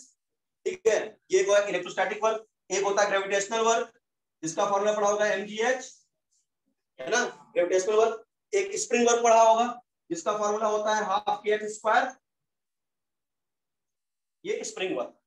Physics में यही चार पढ़ा होगा ना, या तो तुम फोर्स इनटू डिस्प्लेसमेंट, या तो इलेक्ट्रोस्टैटिक वर्क, या तो ग्रेविटेशनल वर्क, या तो स्प्रिंग वर्क। बस मेरा हाफ kh स्क्वायर। बट अपने को यहाँ क्या करना बेटा, अपने को तो यहाँ गैस में डील करना है, अपने को तो यही फॉर्मूला चलेगा। और इसको थोड़ा सा तरीका चेंज कर देंगे बताने का। अगर आपको बता दूं सीधा, मेरी बात समझना है, यहाँ का साइन कन्वेंशन वगैरह है यहाँ पे। अगर मैं आपसे बोलूं कि वर्क डन का बेसिक फॉर्मूला क्या होता है, पहले मैं फॉर्मूला देता हूं, फिर आपको डेरिवेशन करके बताता हूं। इसका फॉर्मूला था वर्क डन का minus P external delta we, ये वर्क डन का आपका फॉर्मूला है। बट ये फॉर्मूला आप तभी तक लगा सकते हो वर्क डन, जब एक्सटर्नल प्रेशर कांस्टेंट। और याद करो, एक्सटर्नल प्रेशर कांस्टेंट होता है आपका इरिवर्सिबल प्रोसेस। रिवर्सिबल में एक्सटर्नल प्रेशर कहाँ कांस्टेंट होता है बेटा? वहां याद करो, कभी 2 सैंड का पार्टिकल गिरा रहे थे तो अलग प्रेशर था पिस्टन के ऊपर, कभी 4, कभी 10, कभी 12, कभी 20, तो अलग अलग प्रेशर बदल रहे थे ना। तो अगर दुनिया का कोई भी इरिवर्सिबल प्रोसेस है, अब फिर चाहे वो आइसोथर्मल इरिवर्सिबल बोल दे क्वेश्चन में, एडियाबैटिक इरिवर्सिबल बोल दे, आइसोबारिक इरिवर्सिबल बोल दे, आइसोकोरिक, यही फॉर्मूला लगेगा। लेकिन रिवर्सिबल आ गया तो बिल्कुल पाथ चेंज हो जाएगा। तो पहले हम इनरिवर्सिबल पे रहते हैं। ये बेसिक फॉर्मूला है, W equal to minus P external delta V। अब यहाँ देखो क्या होता है बेटा, ये है एक्सटर्नल प्रेशर, और डेल्टा V को V2 माइनस V1 लिख सकते हैं। अब एक कहानी बताओ यहाँ समझो, अगर मेरे पास मान लो एक कंटेनर है जिसमें मान लीजिए आइडियल गैस भरी है, और ये पिस्टन लगा है आपका। हम आपको पढ़ा रहे हैं एक्सपेंशन वर्क, जब गैस एक्सपांड करेगी। यानी work done by the system. ठीक है, तो अगर गैस एक्सपांड करी बेटा, मान लो ये इनिशियल वॉल्यूम गैस का कितना है V1, और मान लीजिए एक्सपांड करने के बाद पिस्टन यहाँ आ गया, यहाँ पिस्टन आ गया, तो मान लीजिए इसने जो डिस्प्ले किया वो L डिस्प्लेसमेंट किया, इतना डिस्प्लेस हो गया पिस्टन, यानी क्या हो गया, गैस एक्सपांड हो गई ना बेटा। तो फाइनल वॉल्यूम कितना हो गया V2, मान लो फाइनल वॉल्यूम क्या हो गया V2। तो इसका मतलब ये बेसिक फॉर्मूला है वर्क डन का, ध्यान रखना। तो अगर मैं बोलूं कि गैस का एक्सपेंशन अगर हो रहा है, गैस क्या हो रही है, अगर गैस का एक्सपेंशन हो रहा है, तो अगर एक्सपेंशन होगा तो बेटा क्या डेल्टा V की वैल्यू पॉजिटिव आएगी। Some work done equal to minus P external V2 minus V1, इसी को तो डेल्टा V बोलेंगे ना। तो अगर दिमाग लगाओ बेटा कि अगर गैस एक्सपांड होगी तो V2 is greater than V1 होगा ना। ये पहले गैस यहां तक थी, वॉल्यूम बढ़ा ना, फाइनल वॉल्यूम बढ़ गया ना, इसका मतलब अगर एक्सपेंशन होगा तो V2 क्या होगा, V1 से ज्यादा होगा। और अगर V2 V1 से ज्यादा होगा तो delta V should be positive ना, बराबर है कि नहीं। डेल्टा V क्या आएगा आपका एक्सपेंशन में, डेल्टा V आपका आएगा पॉजिटिव, और ये पॉजिटिव है, उसके सामने नेगेटिव लगा है, वर्क डन तो आपका आएगा नेगेटिव जब भी एक्सपेंशन होगा। तो समझ में आ रहा है क्या, वर्क डन क्या आएगा आपका नेगेटिव। बेटा सिंपल है, देखो ये फॉर्मूला किसी भी थर्मोडायनेमिक इरिवर्सिबल प्रोसेस के लिए वैलिड होता है, minus P external delta V। और यहाँ की खास बात क्या है, जो प्रेशर लगा है, ये जो P एक्सटर्नल लग रहा है ना बेटा इसके ऊपर, पिस्टन के ऊपर, ये आपका कांस्टेंट होता है। यही सबसे इंपॉर्टेंट पॉइंट है कि इन रिवर्सिबल प्रोसेस में जो एक्सटर्नल प्रेशर होता है वो क्या होता है, कांस्टेंट होता है। ठीक है, फिर चाहे वो आइसोथर्मल इरिवर्सिबल हो, एडियाबैटिक इरिवर्सिबल हो, आइसोकोरिक इरिवर्सिबल हो, या आइसोबारिक इरिवर्सिबल। इरिवर्सिबल के लिए ये फॉर्मूला दिमाग में चिपका लो। ठीक है, तो एक्सपेंशन में क्या होता है, मैं बोला भाई एक्सपेंशन में देखो क्या होगा, फाइनल वॉल्यूम बढ़ गया, V2 बढ़ गया, V1 कम है, तो V2 माइनस V1 तो पॉजिटिव आएगा ना, और यहाँ पॉजिटिव उसके सामने कौन साइन लगा है, नेगेटिव, तो वर्क डन तो नेगेटिव आएगा। और जब भी वर्क डन नेगेटिव आए थर्मोडायनेमिक्स में, इसका मतलब गैस ने खुद काम किया है। अब खुद बताओ यार ना, प्रेशर लग रहा था, इसका मतलब पक्का है कि गैस का प्रेशर एक्सटर्नल प्रेशर से ज्यादा हुआ होगा, तभी तो गैस एक्सपांड कर गई। इसका मतलब यहाँ काम किसने किया, गैस ने काम किया।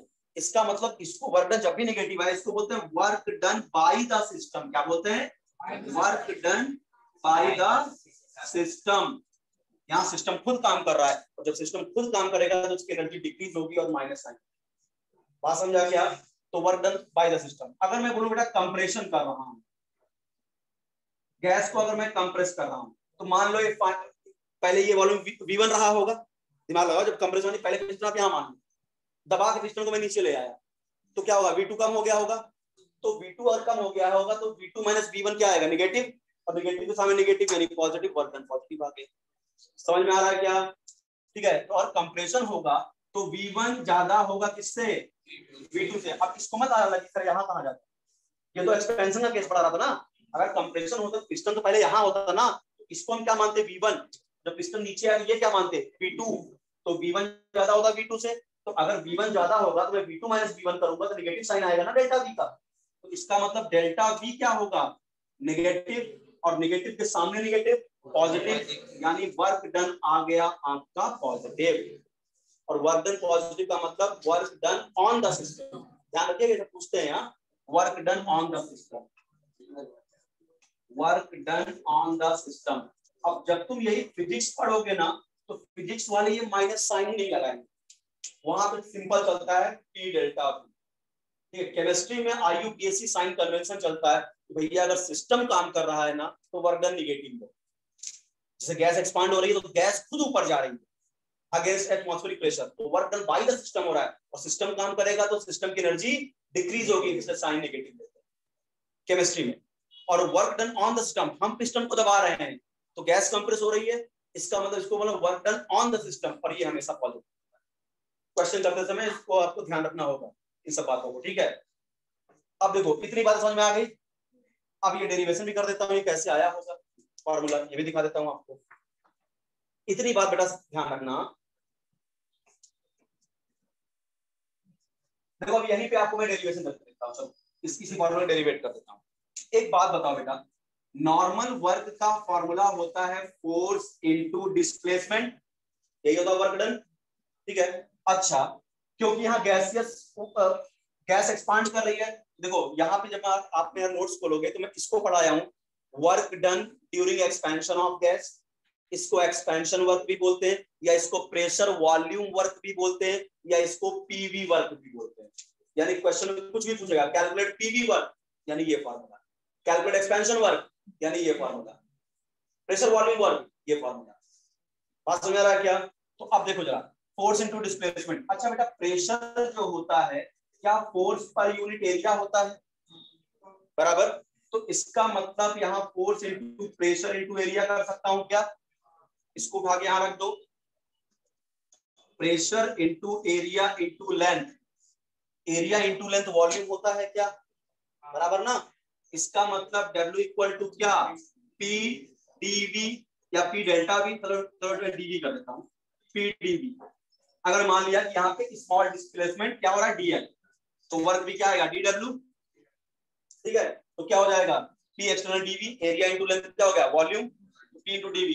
अच्छा एक बात बताओ, अब अगर मुझे मान लो कि गैस का वॉल्यूम V1 से V2 चेंज हुआ, एक्सपेंशन हुआ, तो अगर मैं इसको इंटीग्रेट कर दूं, dW equal to P external क्या कांस्टेंट है क्या इसमें, इस प्रोसेस में वो तो बदल नहीं रहा है, जो कांस्टेंट होगा उसको बाहर ला देंगे, integration of dV from V1 to V2 1 into dx, तो ये हो जाएगा आपका W, और ये हो गया P एक्सटर्नल।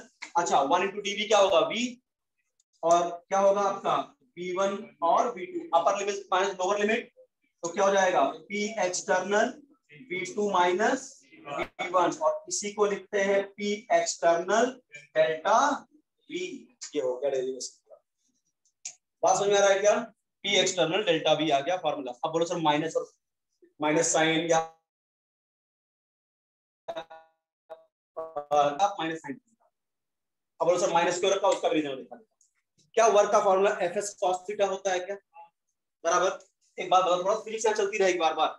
अब बताइए यहाँ पे फोर्स क्या इधर लग रहा है, बराबर? अब बताइए डिस्प्लेसमेंट पिस्टन का ऊपर हो रहा है, पिस्टन ऊपर जा रहा है, एक्सपेंशन हो, और अब बताइए P एक्सटर्नल किधर है, इधर।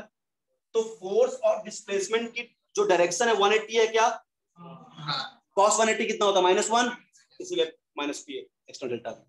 समझ में आ गया क्या? इसलिए क्या होता है बेटा, minus P external delta V formula यहाँ पे चलता है, वर्क डन। डेरिवेशन समझ में आ गया, साइन का चक्कर समझ में आ गया, ठीक है। Minus P external delta V, देखिए डेल्टा V सोच समझ के रखना। या मैं तो बता रहा हूं, अगर V1 V2 दिया ना तो कभी टेंशन मत लेना सर हम वर्क डन पॉजिटिव सोचे कि नेगेटिव सोचे, तुम फार्मूला यही रखना, V1 V2 रखना, वो अपने आप सेट होकर बताएगा पॉजिटिव हो कि नेगेटिव। क्योंकि भाई अगर V2 ज्यादा हुआ V1 से तो तुम्हारा वर्क डन नेगेटिव ही आएगा, अगर V1 बड़ा वॉल्यूम दे दिया और ये छोटा तो आपका वर्क डन पॉजिटिव आएगा। बट फिर भी कुछ क्वेश्चन ऐसे होते हैं जहां आपको खुद सोचना होता है कि पॉजिटिव रखूं कि नेगेटिव, वो क्वेश्चन देख के समझ में आएगा। पहले बताओ ये फॉर्मूला समझा क्या, ये है work done during irreversible process, आराम समझो, work done during irreversible process. और अगर प्रेशर कांस्टेंट है तो वर्क डन का फॉर्मूला यही होता है, फिर चाहे प्रोसेस क्या हो, आपका isothermal, adiabatic, isochoric, isobaric, irreversible process का वर्क इतना होता है। बात समझ आ रहा है ना, इरिवर्सिबल लिख दिया तो वर्क डन का फॉर्मूला यही होगा। और इरिवर्सिबल में सबसे खास बात क्या होती है, एक्सटर्नल प्रेशर कांस्टेंट रहता है। आगे बढ़ता हूं, समझिए ये फॉर्मूला लगा पाओगे कि नहीं लगा पाओगे, जरा सुनो। अगर मान लो मैं एक ऐसा क्वेश्चन आपसे पूछता हूं, बहुत ध्यान समझना, इधर मैंने ले लिया प्रेशर, इसको बाद में सॉल्व कराऊंगा बट अभी समझो, इधर ले लिया वॉल्यूम, ठीक है, इधर लिया हमने 1 2 और 3, इधर मान लीजिए ले लिया 2 और 4। एक प्रोसेस हुआ जिसमें सिस्टम एक गैस स्टेट ए से स्टेट बी में चली गई, बराबर? तो एक बात बता बेटा, अगर स्टेट ए से स्टेट बी में गई तो इनिशियल वॉल्यूम ये 1 लीटर, फाइनल वॉल्यूम ये क्या 3 लीटर, यानी तुम डेल्टा भी तो निकाल लोगे, V2 माइनस V1 3 माइनस 1 यानी 2। अगर तुमको पूछा कि ए से बी में वर्क डन कितना हुआ, अब तुम फंस जाओगे, क्योंकि ए से बी में देखो लगातार प्रेशर चेंज हो रहा है, तो क्या आप पी एक्सटर्नल डेल्टा भी लगा पाओगे, नहीं लगा सकते ऐसे फॉर्मूले।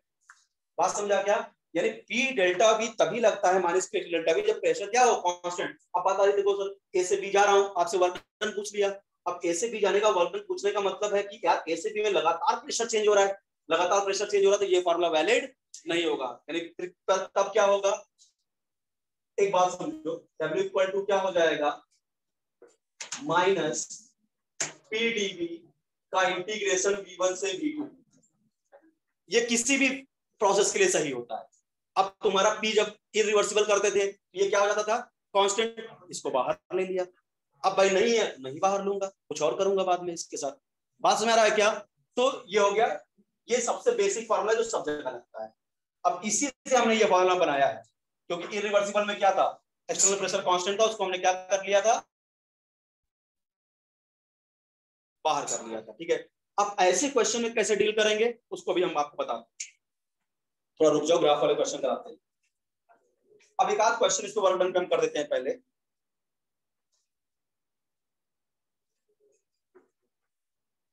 नोट्स मिल गया तुम लोग को? नहीं मिला? नहीं क्लासेस में बेटा, मेरा नोट्स क्लास में नोट क्या करो। देखो एक क्वेश्चन देखो, ये तुम लोग को समझ में आ रहा है कि नहीं है? बाउंसर सर तो जा रहा है सर के ऊपर से, जिसको कुछ ना समझ में आया उसके लिए बताया, जिसको कुछ नहीं समझ में आ रहा है ये क्या बड़बड़ बड़बड़ कर रहे हैं यहाँ के, सीधे वो ये फॉर्मूला याद कर ले, minus P external delta we.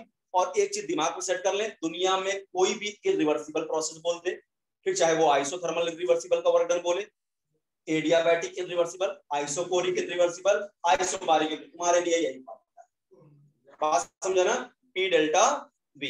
बाकी रिवर्सिबल बोलेगा तो क्या होगा बाद में बात। ठीक है, जरा सुनो पहले एक क्वेश्चन लेते हैं यहाँ पे। A gas expand against 1 atm pressure, against 1 atm pressure। देखो जब मैं वर्क डन कैलकुलेट कर दूंगा तो टॉपिक बेटा उसी का तैयार होगा ना, जो घर पे जो बुक आपने रखा है, तभी आपका परफेक्ट हो गया। नहीं तो अगर तुम सोच रहे हो मैं थियरी पढ़ के कुछ कर लूंगा तो कुछ नहीं कर पाओगे। जब आप जाओगे तब आप फंसोगे कि यार वर्क डन, तुम पी एक्सटर्नल डेल्टा भी पढ़ गए हो तो तुमको थोड़ा सा घुमा दिया। अब तुमने क्या किया, वो डेल्टा पी ना पी दिया ना वी दिया, वर्क डन पूछ रहा है, उसने क्या दिया, टेम्परेचर दे दिया, बोला गैस के नंबर ऑफ मोल्स कितने हैं। अब तुम परेशान हो यार, सब तो रिवर्सिबल ये बताया, तो इतना नहीं सोच पा रहे हो P V equal to NRT भी होता है, P delta V delta NGRT, ये फॉर्मूला का क्वेश्चन सॉल्व हो जाएगा। बात समझना, ये कब करोगे जब क्वेश्चन जाके हैंडल करोगे। आइए, a gas expand against 1 atmospheric pressure, मैं उसको लिखा दूंगा परेशान मत, and change in volume, बहुत ध्यान से समझिएगा, change in volume is 0.5 litre. आसान सा क्वेश्चन ले रहा हूं, calculate work done, calculate work done, एकदम आसान सा क्वेश्चन। देखो क्या बोल रहा है कि अ गैस एक्सपांड, यानी गैस एक्सपांड हो रही है, ठीक है, अगेंस्ट 1 एटमॉस्फेरिक प्रेशर, यानी प्रेशर कांस्टेंट है 1 एटीएम, चेंज इन वॉल्यूम दिया delta we, change in volume का मतलब क्या बेटा, डेल्टा वी दिया डायरेक्ट, ठीक है, कैलकुलेट वर्क डन, तो work done equal to minus P external delta V बराबर, इसका मतलब -1 इंटू, अब यहां सोचना पड़ेगा कि डेल्टा वी, देखो जानबूझ के उसने क्या दिया है 0.5। अब तुम्हें सोचना पड़ेगा यार गैस एक्सपांड हो रही है, इसका मतलब डेल्टा वी पॉजिटिव होगा बराबर, डेल्टा वी क्या होगा, पॉजिटिव, इसका मतलब ये वैल्यू तुम क्या रखोगे, पॉजिटिव 0.5 लीटर, और ये है एटीएम में, बस आपका आंसर आ गया -0.5 लीटर एटमॉस्फेयर। बात समझा क्या, 0.5 डेल्टा वी आपको सोचना पड़ेगा, 0.5 दिया, बात समझा ना।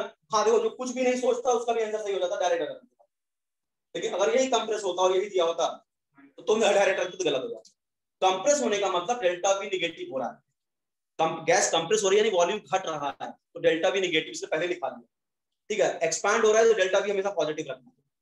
बात समझे ना, दे दिया, क्योंकि देखो अगर V1 V2 देता तो ये चीज तुमको ना सोचना पड़ता कि मान लो पहले वॉल्यूम था 4 लीटर, एक्सपैंड होने के बाद हुआ 6 लीटर, तो तुम क्या करते, delta P 1 ATM V2 minus V1, तो तुम खुद ही V2 V1 रख लेते ना, तो खुद ही समझ में आ जाता कि पॉजिटिव आया है नेगेटिव आया। लेकिन जब एक ही वॉल्यूम दिया है, तुमको डायरेक्ट डेल्टा वी रखना है, तुम्हें खुद दिमाग लगाना होगा कि गैस एक्सपांड हो रही है कि कंप्रेस हो रही है, और क्वेश्चन साफ साफ दिखेगा। बात समझ में आ रहा है। अब बात आती है सर लीटर एटमॉस्फेयर वर्क कौन सी यूनिट होती है, तो नया सुना, ठीक है, इसको किसमें कन्वर्ट करना होगा, जूल में। एक कन्वर्जन याद रखिएगा, 1 litre atmosphere equal to 101.3 joule. एक ये कन्वर्जन याद रखिएगा, 1 litre atmosphere equal to 101.3 joule. तो बस इसको अगर तुमको जूल में बदलना है तो 0.5 इंटू 101.3 जूल, ये आपका आ जाएगा वर्क डन। और एक बार जूल में आ गया, ऑप्शन दिख रहा है किलो जूल में है, 1000 से डिवाइड कर देना, किलो जूल में पहुंच गए। बात समझ में आ रहा है क्या, क्वेश्चन समझा कि नहीं अच्छे से? ठीक है, ये देखो जब दो वॉल्यूम देगा ना बेटा, तब तुमको नहीं सोचना होगा यार डेल्टा वी मैं पॉजिटिव साइन के साथ रखूं कि नेगेटिव। आपको 4 लीटर 8 लीटर से दे दिया तो खुद ही रखोगे ना बेटा, V2 माइनस V1 यहाँ पे, तो खुद ही डिसाइड होगा कि प्लस आ रहा है कि माइनस आ रहा है। लेकिन अगर चेंज दिया तब तो आपको सोचना पड़ेगा ना। बात समझ में आ रहा है क्या? चलिए अगला क्वेश्चन देखिए। अब मैं क्या करता हूं, आपको बताता हूं कि work done during different processes. बहुत आराम से समझना इस टॉपिक को। Work done during different processes, उसके बाद क्वेश्चन करेंगे work done during different processes.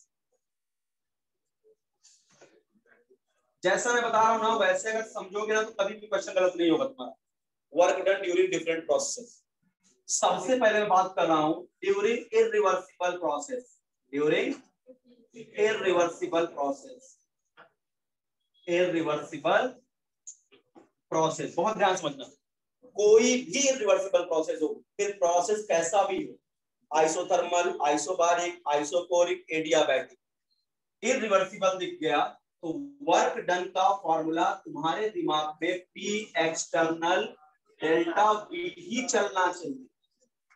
बात समझ ना, कोई भी इरिवर्सिबल प्रोसेस, फिर वो कैसा भी प्रोसेस हो, फिर चाहे ये कैसा हो, आइसोथर्मल हो, अभी जो ट्विस्ट एंड टर्न होगा बताऊंगा, आइसोकोरिक हो, आइसोबारिक हो या एडियाबैटिक, सबके लिए इरिवर्सिबल का फॉर्मूला यही है। ठीक है, अब इसमें थोड़ा आइसोथर्मल थोड़ा इंटरेस्टिंग है, उसको बाहर निकालते हैं। देखो जरा इरिवर्सिबल आइसोथर्मल अभी पहले चल रहा है, तो अब बात करते हैं हम जरा इरिवर्सिबल आइसोथर्मल प्रोसेस। यहां दो कंडीशन आती हैं कि अगर गैस, बेटा देखो ये फॉर्मूला तो चलेगा इरिवर्सिबल आइसोथर्मल, कहीं से गलत नहीं है, लेकिन गलती उसने बोल दिया कि जो गैस है ना वो वैक्यूम में एक्सपांड हो रही है। बहुत ध्यान समझना, फंस जाओगे। ठीक है, गैस जो है वो वैक्यूम में एक्सपांड हो रही है इरिवर्सिबली। तो बेटा वैक्यूम का मतलब क्या, जहां कोई गैस के मॉलिक्यूल ही नहीं है, एयर के मॉलिक्यूल ही नहीं है, वही तो वैक्यूम है ना। तो अगर सोचो और गैस जो है वैक्यूम में एक्सपांड हो रही है तो वर्क डन तो बाय द गैस तो हो रहा है, लेकिन गैस काम किस पे कर रही है? हमने पिस्टन पे कॉटन रखा था, गैस एक्सपांड हुई तो कॉटन ऊपर चला गया, यानी गैस ने सराउंडिंग पे कुछ एहसान किया। लेकिन अगर वैक्यूम में गैस ट्रेवल कर रही है तो उसको रोकने वाला कोई है? वैक्यूम में तो एयर के पार्टिकल्स ही नहीं है ना, तो गैस काम किस पे करेगी जब कुछ है ही नहीं वहां पे? तो वर्क डन गैस का 0 होता है, ध्यान रखना। ठीक है, वैक्यूम में गैस का वर्क डन कितना होता है? 0, क्योंकि वैक्यूम में क्या होता है बेटा, प्रेशर ही नहीं होता। पहली बात ना, वैक्यूम का मतलब क्या है, कोई प्रेशर ही नहीं है ना। प्रेशर, अच्छा बताओ कमरे में प्रेशर क्यों आता है? मैंने बताया था स्टेट्स ऑफ मैटर याद करो। यहाँ गैस के पार्टिकल होंगे कमरे के अंदर, जो कंटेनर की वॉल पे क्या कर रहे होंगे, टकरा रहे होंगे, पढ़ाया था ना, कंटेनर की वॉल से टक्कर कर रहे होंगे, जिसके कारण क्या है, मोमेंटम में चेंज आ रहा होगा। Rate of change of momentum क्या होता है? Force, force per unit area क्या होता है? प्रेशर।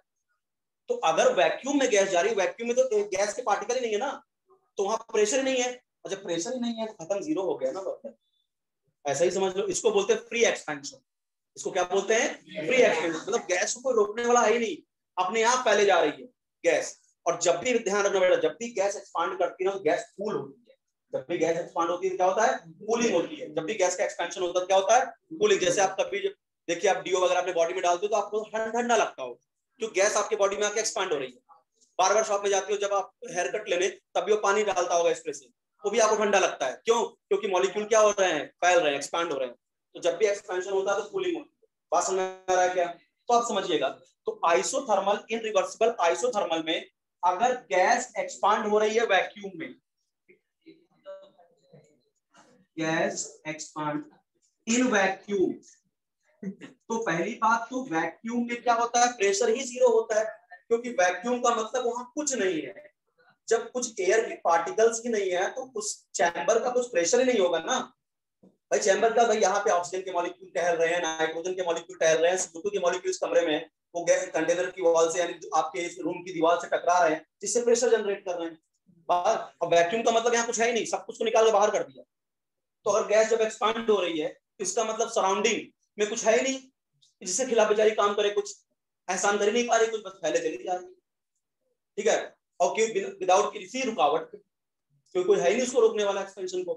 भाई पी एक्सटर्नल याद करो, पी एक्सटर्नल होता है गैस ऊपर जा रही है, एक्सटर्नल प्रेशर रोकना चाहता है कि मत जाओ, लेकिन अगर गैस का प्रेशर एक्सटर्नल प्रेशर से ज्यादा होता तभी पिस्टन ऊपर चला जाता है। अब यही काम तुम वैक्यूम में कर रहे हो। अब वैक्यूम में पी एक्सटर्नल कितना, 0, कोई एयर के पार्टिकल नहीं जो रोके, तो गैस आराम से फैलेगी ना, मुझे तो रोकने वाला, इसलिए इसको बोलते हैं फ्री एक्सपेंशन। बात समझ में आ रहा है क्या? ठीक है, तो यहाँ पे क्या होता है, गैस एक्सपेंड इन वैक्यूम, तो इसको क्या बोलते हैं अपन लोग, फ्री एक्सपेंशन, फ्री एक्सपेंशन। और यहाँ पे वर्क डन क्या होता है बेटा, 0। तो इरिवर्सिबल में नो डाउट ये लगेगा, लेकिन अगर बोल दिया कि गैस वैक्यूम में एक्सपांड हो रही है तो वर्क डन क्या हो जाएगा, 0। समझ में आ रहा है क्या? ठीक है, कोई डाउट तो नहीं किसी को? और वैक्यूम में एक्सपेंशन को क्या बोलते हैं, फ्री एक्सपेंशन। क्वेश्चन आ चुका है 4 नंबर का, सिंपल सा, ठीक है। Work done during expansion of gas in vacuum in isothermal process, तो 0। जब भी गैस बेटा वैक्यूम में अगर एक्सपांड हो रही है या वैक्यूम में कंप्रेस हो रही है, यानी वर्क डन क्या है, कंप्रेस तो होगी नहीं, तो कंप्रेस करने के लिए एक्सटर्नल प्रेशर तो लगाना पड़ेगा ना वैक्यूम में। जब गैस के पार्टिकल ही नहीं है कमरे में, कंटेनर के अंदर, तो उसको दबाएगा कौन पिस्टन? ये कुछ बातें समझ में आती, दिमाग में जाती है कि नहीं जो मैं बता रहा हूँ? हाँ जा रही है ना, ठीक है। आइए अगला बेटा, अगर इसको छोड़ दो, इसको छोड़ दो, अगर वैक्यूम का एक्सपेंशन छोड़ दो, और जब भी दो बातें याद रखना, when gas expand cooling takes place. जब भी गैस एक्सपैंड होगी तो क्या होगा, कूलिंग। और मैंने पिछले लेक्चर में थोड़ा सा मुझसे मिस्टेक हो गया, उसके लिए मैं क्षमा प्रार्थी रहूंगा, मैंने एक्सपेंशन को हीटिंग बोल दिया था, ठीक है, तो उसको मैं करेक्ट कर देता हूँ। जब भी गैस एक्सपैंड होती है बेटा तो गैस कूल होती है, ठीक है, और जब गैस कंप्रेस होती है तो गैस हीट हो जाती है। बात समझ में आ रहा है क्या? चलिए, तो गैस एक्सपैंड हो रही है वैक्यूम में, तो वर्क डन क्या हो गया, 0। बाकी वैक्यूम नहीं बोल रहा है, इरिवर्सिबल आइसोथर्मल प्रोसेस है, तो वर्क डन यहां से निकाल लोगे। इसकी कहानी सारी समझा दिया हूं। डेल्टा वी रखने से पहले सावधानी बरतना, एक्सपांड हो रही है, कंप्रेस हो रहा है, ठीक है, और वर्क डन निगेटिव है तो work done by the gas, positive है तो work done on the gas, ठीक है। ये बात समझिए, पूछते भी है, तुम्हारे बोर्ड में ही पूछते हैं, वर्क कैलकुलेट कराएंगे, बोले comment work done by the gas और work done on the gas, क्या हो रहा है ये भी कमेंट करें, 1 नंबर क्वेश्चन, ठीक है। तो अगर वर्क डन निगेटिव आ गया तो गैस काम कर रही है, work done by the gas, और वर्क डन पॉजिटिव आ गया तो work done on the gas, ठीक है। चलिए आइसोकोरिक का जरा समझो, बता तो दिया कि ये फॉर्मूला लगता है, पर सच्चाई क्या है जरा देखो। इरिवर्सिबल आइसोकोरिक, बात तो समझो बेटा, मैं बता रहा हूं ना, थर्मोडायनेमिक्स में न्यूमेरिकल से खतरनाक होता है कंसेप्चुअल क्वेश्चन, ये दिमाग में भर लो। तुम न्यूमेरिकल फटाफट निकाल सकते हो थर्मो के, ठीक है, लेकिन कंसेप्ट वाला क्वेश्चन आ गया तो पक्का फंस जाओगे। इसीलिए एक चीज को मैं कंसेप्ट में बता रहा हूं कि हो क्या रहा है, क्योंकि यहाँ पे न्यूमेरिकल आसान आते हैं। न्यूमेरिकल तो फॉर्मूला रख दोगे, V1 V2 दिया है, सब कुछ न्यूमेरिकल कराऊंगा तो लगेगा हाँ यार कोई ज्यादा क्वेश्चन नहीं है इसका, ये फार्मूला है, ये सेट हो रहा है काम। लेकिन जब कंसेप्ट वाले क्वेश्चन आएंगे थर्मो में, वो सबसे डेंजर क्वेश्चन होते हैं, जैसे ये फ्री एक्सपेंशन वाला था। आप सोचते अगर इसको तो समझ ही नहीं पाते हो क्या रहा है, वैक्यूम एक्सपेंड कर रही है, तो इतना सोचना चाहिए था ना, वैक्यूम का मतलब कोई मॉलिक्यूल ही नहीं है, इसका मतलब गैस जब ऊपर उठेगी तो किसी के खिलाफ काम ही नहीं कर रही है, या कोई उसको रोकने वाला ही नहीं है। बात समझा ना? तो क्या हो गया आपका वर्क डन कितना हो जाएगा, 0। फ्री एक्सपेंशन इसको बोलते हैं, वर्क डन क्या हो जाएगा इसका, 0, क्योंकि एक्सटर्नल प्रेशर कुछ है नहीं तो 0 है प्रेशर इसका। अब इरिवर्सिबल आइसोकोरिक, आइसोकोरिक इरिवर्सिबल, जरा सुनो, फार्मूला तो यही लगाओगे, इरिवर्सिबल बोले तो इससे अच्छा फार्मूला मार्केट में है ही, minus P external delta V, यही फार्मूला होगा। अच्छा एक बात बताओ, आइसोकोरिक में क्या चेंज इन वॉल्यूम 0 होता है क्या? आइसोकोरिक प्रोसेस में क्या होता है बेटा, आइसोकोरिक प्रोसेस में डेल्टा वी की वैल्यू 0 होती है, इसलिए प्रोसेस पढ़ाया था। आइसोकोरिक में डेल्टा वी क्या होता है, 0। अगर डेल्टा वी 0 हो गया तो वर्क डन भी तो 0 हो गया यार।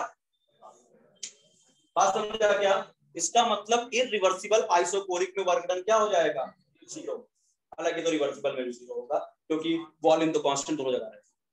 बात समझ में आ रहा है क्या? तो ध्यान रखिएगा, फार्मूला यही चल रहा है रिवर्सिबल में, बट आइसोथर्मल में एक पॉइंट एक्स्ट्रा क्या पढ़ाया, वैक्यूम में एक्सपेंशन तो वर्क डन 0, आइसोकोरिक में हमेशा वर्क डन 0, क्योंकि वॉल्यूम में चेंज क्या होता है, 0।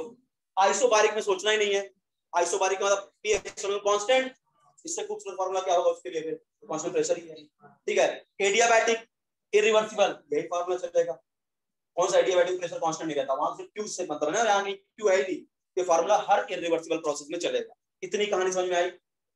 इरिवर्सिबल आइसोकोरिक का वर्क डन 0, ये याद रखना, ठीक है। इरिवर्सिबल आइसोकोरिक कितना होता है 0, ठीक है। आइसोथर्मल और कोई गैस है जो इरिवर्सिबली एक्सपांड कर रही है वैक्यूम में, वर्क डन 0, ठीक है। इसको क्या बोलते हैं, फ्री एक्सपेंशन।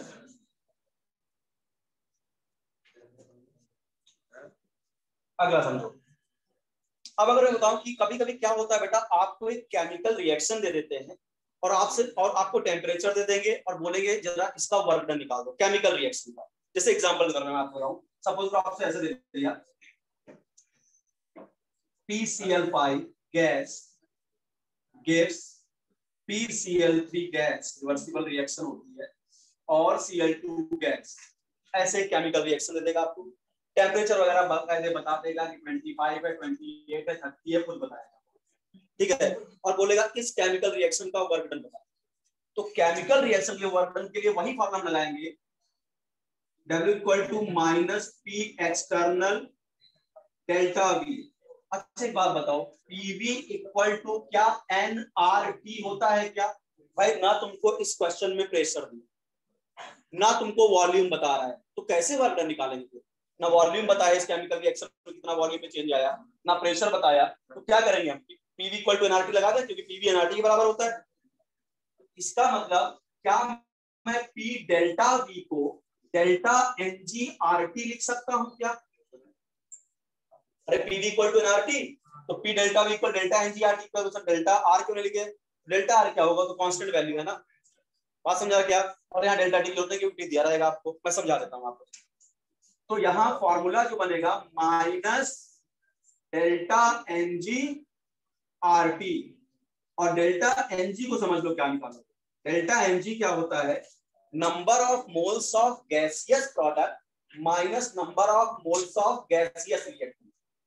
सॉलिड और लिक्विड कंसीडर नहीं करोगे क्योंकि PV = nRT गैस पे लगता है, सॉलिड लिक्विड पे नहीं लगता। बात समझा क्या? तो डेल्टा NG क्या होता है, number of moles of gaseous product, बहुत काम आएगा ये, minus number of moles of gaseous reactant, gaseous reactant, इसको बोलते हैं डेल्टा एन। बात समझ आ रहा है क्या? अब आपको वर्क डन निकालना है, अगर मान लो इसी क्वेश्चन में समझा दूं आपको। एक बात बताओ, डेल्टा एन जी निकालो जरा। यहाँ पे number of moles of gaseous product कितने मोल हैं? एक मोल ये, एक मोल ये। गैसियस प्रोडक्ट में 2 मोल है, गैसियस रिएक्टेंट 1 मोल, 2 - 1 यानी 1। बस अब खत्म हो गया क्वेश्चन। W = क्या, -1। R जूल में निकालेंगे वर्क डन 8.314, 25 को 273, 298, बस मल्टीप्लाई कर देना। समझ में आ गया वर्क डन? आ समझ में?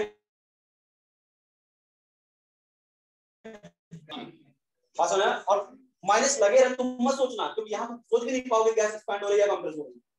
बात समझा ना? या आप इधर सिंपल सा अगर आपको समझना भी है तो यहाँ समझ पाओगे। डेल्टा एनजी का मतलब 1, ये number of moles of gas बढ़ रहे हैं, नंबर ऑफ मोल्स बढ़ रहे हैं, गैस एक्सपैंड हो रही है। इसको बिल्कुल मत सोचना, डायरेक्ट ये फॉर्मूला याद है, क्योंकि यहाँ वॉल्यूम पर कमेंट तो आपको करेगा ही नहीं, तो डायरेक्ट इसी फॉर्मूला रख के आंसर निकालना। वर्क डन हाँ डिपेंड करेगा, डेल्टा एनजी क्या आ गया नेगेटिव, तो नेगेटिव नेगेटिव क्या आ जाएगा, वर्क डन क्या हो जाएगा ऑन द सिस्टम। कमेंट कर देना, फिर डिपेंड करेगा डेल्टा एनजी की वैल्यू।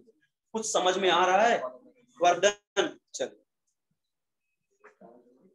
जाके क्वेश्चन करना आज बैठ के, नहीं तो सब बेकार हो जाएगा ये वर्क डन पूरा, ठीक है? कितना पढ़ा रहा है आगे देखो। अब कितनी कहानी हो गई। अब एक बात बताओ, अभी जब हमने प्रेशर को क्या किया था, वेरिएबल किया, जब बदल रहा था। अब जरा इस ग्राफ वाले पे आराम समझना, ये था प्रेशर, ये था वॉल्यूम। सब लोग ध्यान दें, वॉल्यूम हमने बेटा लिया है लीटर में। बात मत करो भाई, काम की बात अब स्टार्ट हुई है, सब एकदम बात करना स्टार्ट किया। अब ये समझो ग्राफ वाले क्वेश्चन कैसे निकालते हैं। यहाँ पे 2, यहाँ पे 4 एटीएम में प्रेशर। मान लो कोई गैस ए से बी क्या हुई, एक्सपांड, ए से एक्सपेंशन हो रहा है। बोलो सर आपको कैसे पता चल रहा है कि एक्सपेंशन हो रहा है? तो आंखों से देख के पता चल रहा है एक्सपेंशन हो रहा है। क्योंकि यहाँ से यहाँ तक चलने में वॉल्यूम बढ़ रहा है, तो गैस एक्सपांड। बात समझ आ रहा है क्या? एक बात बताओ, यहाँ पे अगर मैं यहाँ पे पी डेल्टा वी लगाऊं तो पी तो कांस्टेंट है ही नहीं यहाँ पे बेटा। ए से बी चल रहा, देखो बेटे लगातार प्रेशर बदल रहा है, लगातार प्रेशर क्या हो रहा है, बदल रहा है। ऐसे क्वेश्चन को कैसे हैंडल करते हैं ग्राफ वाले, जरा सुनिए। अगर मैं आपसे बोलूं, बहुत ध्यान समझना, कि मान लो अब ऐसा कोई ग्राफ दिया है जुम्बा जुम्बा करके, ठीक है, समझो इसमें क्या करेंगे हम, ए से बी। अब मुझे बोला वर्ग निकाल दो, तो हम क्या करते हैं, यहाँ पे छोटा सा हम क्या करते हैं, स्ट्रिप यहाँ से काट लेते हैं, एक पतली सी स्ट्रिप यहाँ से काट लेते हैं, और या इतनी देर में जो वॉल्यूम में चेंज है वो डीवी है, बहुत पतले से वॉल्यूम, और इस स्ट्रिप को काट के बाहर निकालते हैं। चलो ये स्ट्रिप को काट के हम क्या करते हैं, बाहर निकाल लेते हैं। इतने समय में वॉल्यूम में चेंज कितना आया, बहुत थोड़ा सा डीवी। अगर मैं आपसे पूछूं जरा एरिया ऑफ स्ट्रिप बताओ, तो क्या होगा, लंबाई और चौड़ाई का गुणनफल, है ना। तो क्या लंबाई इसकी प्रेशर ही है, ठीक है, यानी ये लेंथ है इसकी पी, और ब्रेथ कितनी है डीवी। तो क्या एरिया ऑफ स्ट्रिप कहीं ना कहीं पी डीवी हुआ क्या, बराबर। और क्या पी डीवी थोड़ा थोड़ा फील ले रहा है वर्धन जैसा क्या, बात ना। तो एरिया ऑफ स्ट्रिप क्या आया, पी डीवी।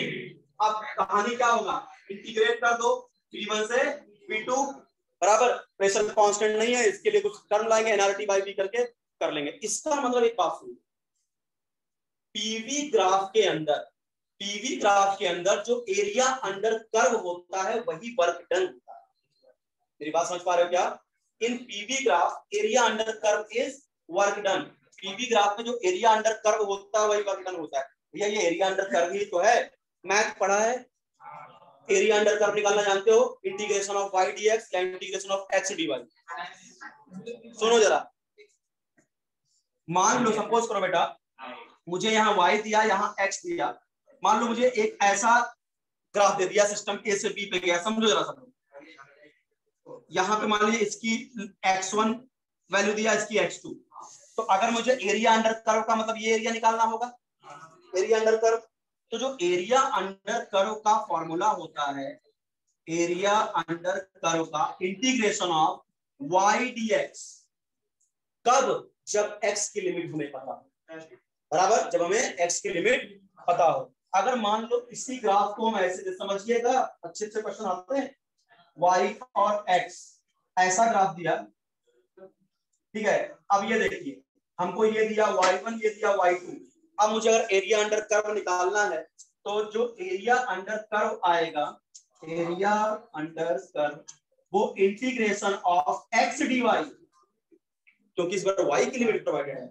समझ में आ गया? तो अब खुद जरा इस पे दिमाग लगा दो, ये क्या था, वॉल्यूम, तो लिमिट किसकी पता है, वॉल्यूम। तो अगर मैं एरिया अंडर कर्व निकालूं तो ये ट्रेपेजियम का एरिया है, ठीक है। तो एरिया अंडर कर्व क्या होगा, इंटीवी, बात समझा क्या, इंटीग्रेशन ऑफ पीडीवी, जब वॉल्यूम की लिमिट लिया। समझ में आ गया अच्छे से? तो एरिया अंडर पीवी कर्व क्या देता है अपने को, वर्क डन। क्या देता है, वर्क डन। चलो इसका वर्क डन निकाल दें, आइए।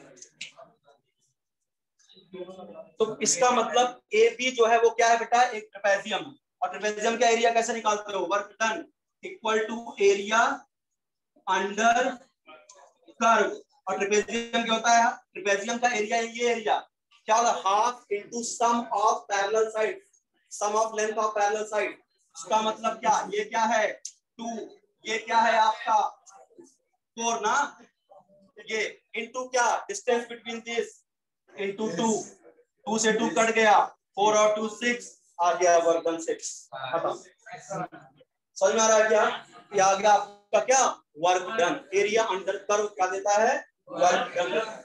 अच्छा अब बात आता है, चिल्लाओ नहीं पहले, जिसको जाना हो निकल के जा सकता है, थैंक यू बोलने की जरूरत नहीं, समझे ना। जिनको थक गए हो, दर्द कर रहा बैठने पे, तो जा सकते हैं, ठीक है। सुनो, तो वर्क कितना आया आपका 6, क्योंकि यहाँ बहुत से लोग मुझे पाइल्स के मरीज दिखते हैं, जरा बैठ नहीं पाते।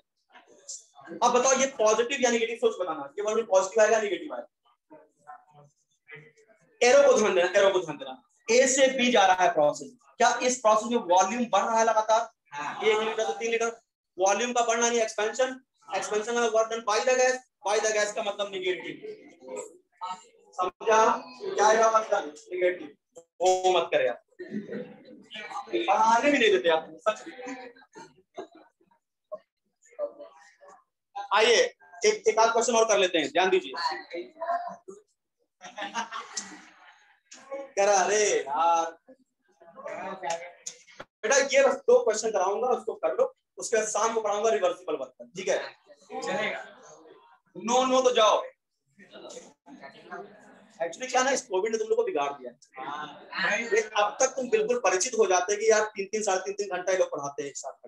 ये 1.5 घंटे का मतलब होता है अभी तुम लोग, हमारे लोग बॉडी गर्म होगी, अब मजा आएगा पढ़ाने में, बात समझा ना? लेकिन तब तो तुम चले जाओगे, फिर हम ठंडे पड़ जाएंगे। अभी 11th वाले आएंगे, उनके लिए इतना नीचे गिरना पड़ेगा हम लोग को, उनको ABCD सिग्मा पाई पढ़ाना पड़ता है। चलो दोनों मत करो बेटा, समझो।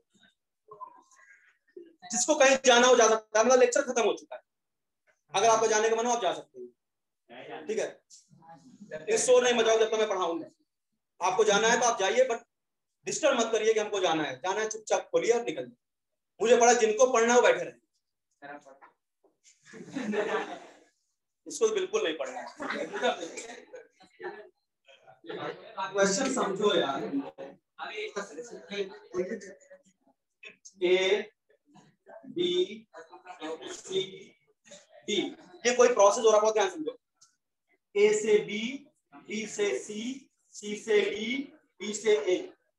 एरो बहुत इंपॉर्टेंट रोल प्ले करेगा यहाँ पे। 2 लीटर 4 लीटर, 2 लीटर लीटर नहीं पगले, एटीएम, ठीक है? 2 एटीएम और 6, ये हमने प्रेशर लिखा है। अब आपसे क्वेश्चन क्या क्या पूछा, सुनो। Calculate work done during process AB, BC, CD, DA और फाइनल पूरा ABCDA सबका वर्क डन बताओ। अब आता है 4 नंबर का क्वेश्चन। देखो आराम से, यहाँ बिल्कुल खेलेंगे प्यार से। देखो वर्क डन AB, क्या ये PV ग्राफ दिया है? अच्छा बता बेटा, AB का मतलब क्या ये हो गया, ये आपका पूरा ये हो गया AB का। एक बात बताओ, AB में अगर मैं वर्क डन P डेल्टा भी लगाए, P डेल्टा भी, या तुम यहाँ डायरेक्ट एरिया अंडर कर्व निकाल सकते हो, भाई स्क्वायर तो दिया है ना। अब चलो नॉर्मल देखो, AB का मतलब बताइए, P एक्सपोनेंशियल कितना है? 6 कांस्टेंट है तो 6, delta V B2 - B1, final volume 4, initial volume 2, ऐसे भी ना कितना आएगा? तो कितना आ गया? 12 लीटर एटमॉस्फेयर। अब तुम खुद बताना प्लस की माइनस, क्योंकि A से B एरो देखो, गैस एक्सपांड हो रही है, वॉल्यूम बढ़ रहा है, इसका मतलब माइनस। समझ में आया? ठीक है, इधर आइए BC। अब बताओ क्या किसी लाइन का एरिया निकाल पाओगे क्या? इसमें कौन सा एरिया अंडर कर्व है? ये कौन सा एरिया अंडर कर्व है? इसका मतलब 0, वर्डन 0। और वैसे भी समझो यार, B से C जा रहे हो तो क्या वॉल्यूम लगातार कांस्टेंट बना हुआ है क्या? 4 लीटर। और जब तक वॉल्यूम नहीं चेंज होगा तब तक गैस एक्सपांड या कंप्रेस कहां की? इसका वर्डन 0। समझा? आइए आप C से D में क्या प्रेशर फिर कांस्टेंट, PdV लगाना है, एक्सटर्नल डेल्टा V। तो 2 प्रेशर कांस्टेंट है, P एक्सटर्नल डेल्टा V, और डेल्टा V क्या होगा? 2 - 4। C से D गए ना, फाइनल वॉल्यूम ये 2 लीटर, इनिशियल क्या है? 4 लीटर, 2 - 4 - 2, इसका मतलब क्या होगा? -2, यानी आपका -4 लीटर एटीएम। देखो अपने आप वॉल्यूम से माइनस आके सोचने होती है। अब तुम ना भी सोचते ना, तुम पहले क्या करते? प्रेशर 2 और 2 4, 2 2 जा 4, फिर सोच रहे यार वॉल्यूम तो कम हो रहा है, वॉल्यूम कम हो रहा है, इसका मतलब क्या हो रहा है आपका? यहाँ पे वॉल्यूम, यहाँ पे C से D में क्या हो रहा है? डिक्रीज हो रहा है। वॉल्यूम डिक्रीज का मतलब क्या हो रहा है? एक्सपेंशन। बराबर, यहाँ कुछ गड़बड़ हो रहा है क्या? प्लस आएगा बराबर, यहाँ पे प्लस ना, बराबर गड़बड़ कर देता मैं अभी। D से A का वर्क डन बता सकते हैं क्या? D से A 0 होगा क्या? D से, अरे बेटा D से A खुद देखो ना, वॉल्यूम कांस्टेंट पड़ा हुआ है ना, जब वॉल्यूम ही नहीं चेंज हो रहा है इस लाइन पे, इसका मतलब P डेल्टा भी 0 होगा ना, यानी क्या हो गया? 0। अब क्या बोला? टोटल वर्क डन, सब वर्क डन जो डन वर्क, प्लस -12 प्लस 4 कितना? -8 लीटर एटमॉस्फेयर आंसर हो गया। बात समझा? इस तरह से निकालते हैं, बाकी के काम आगे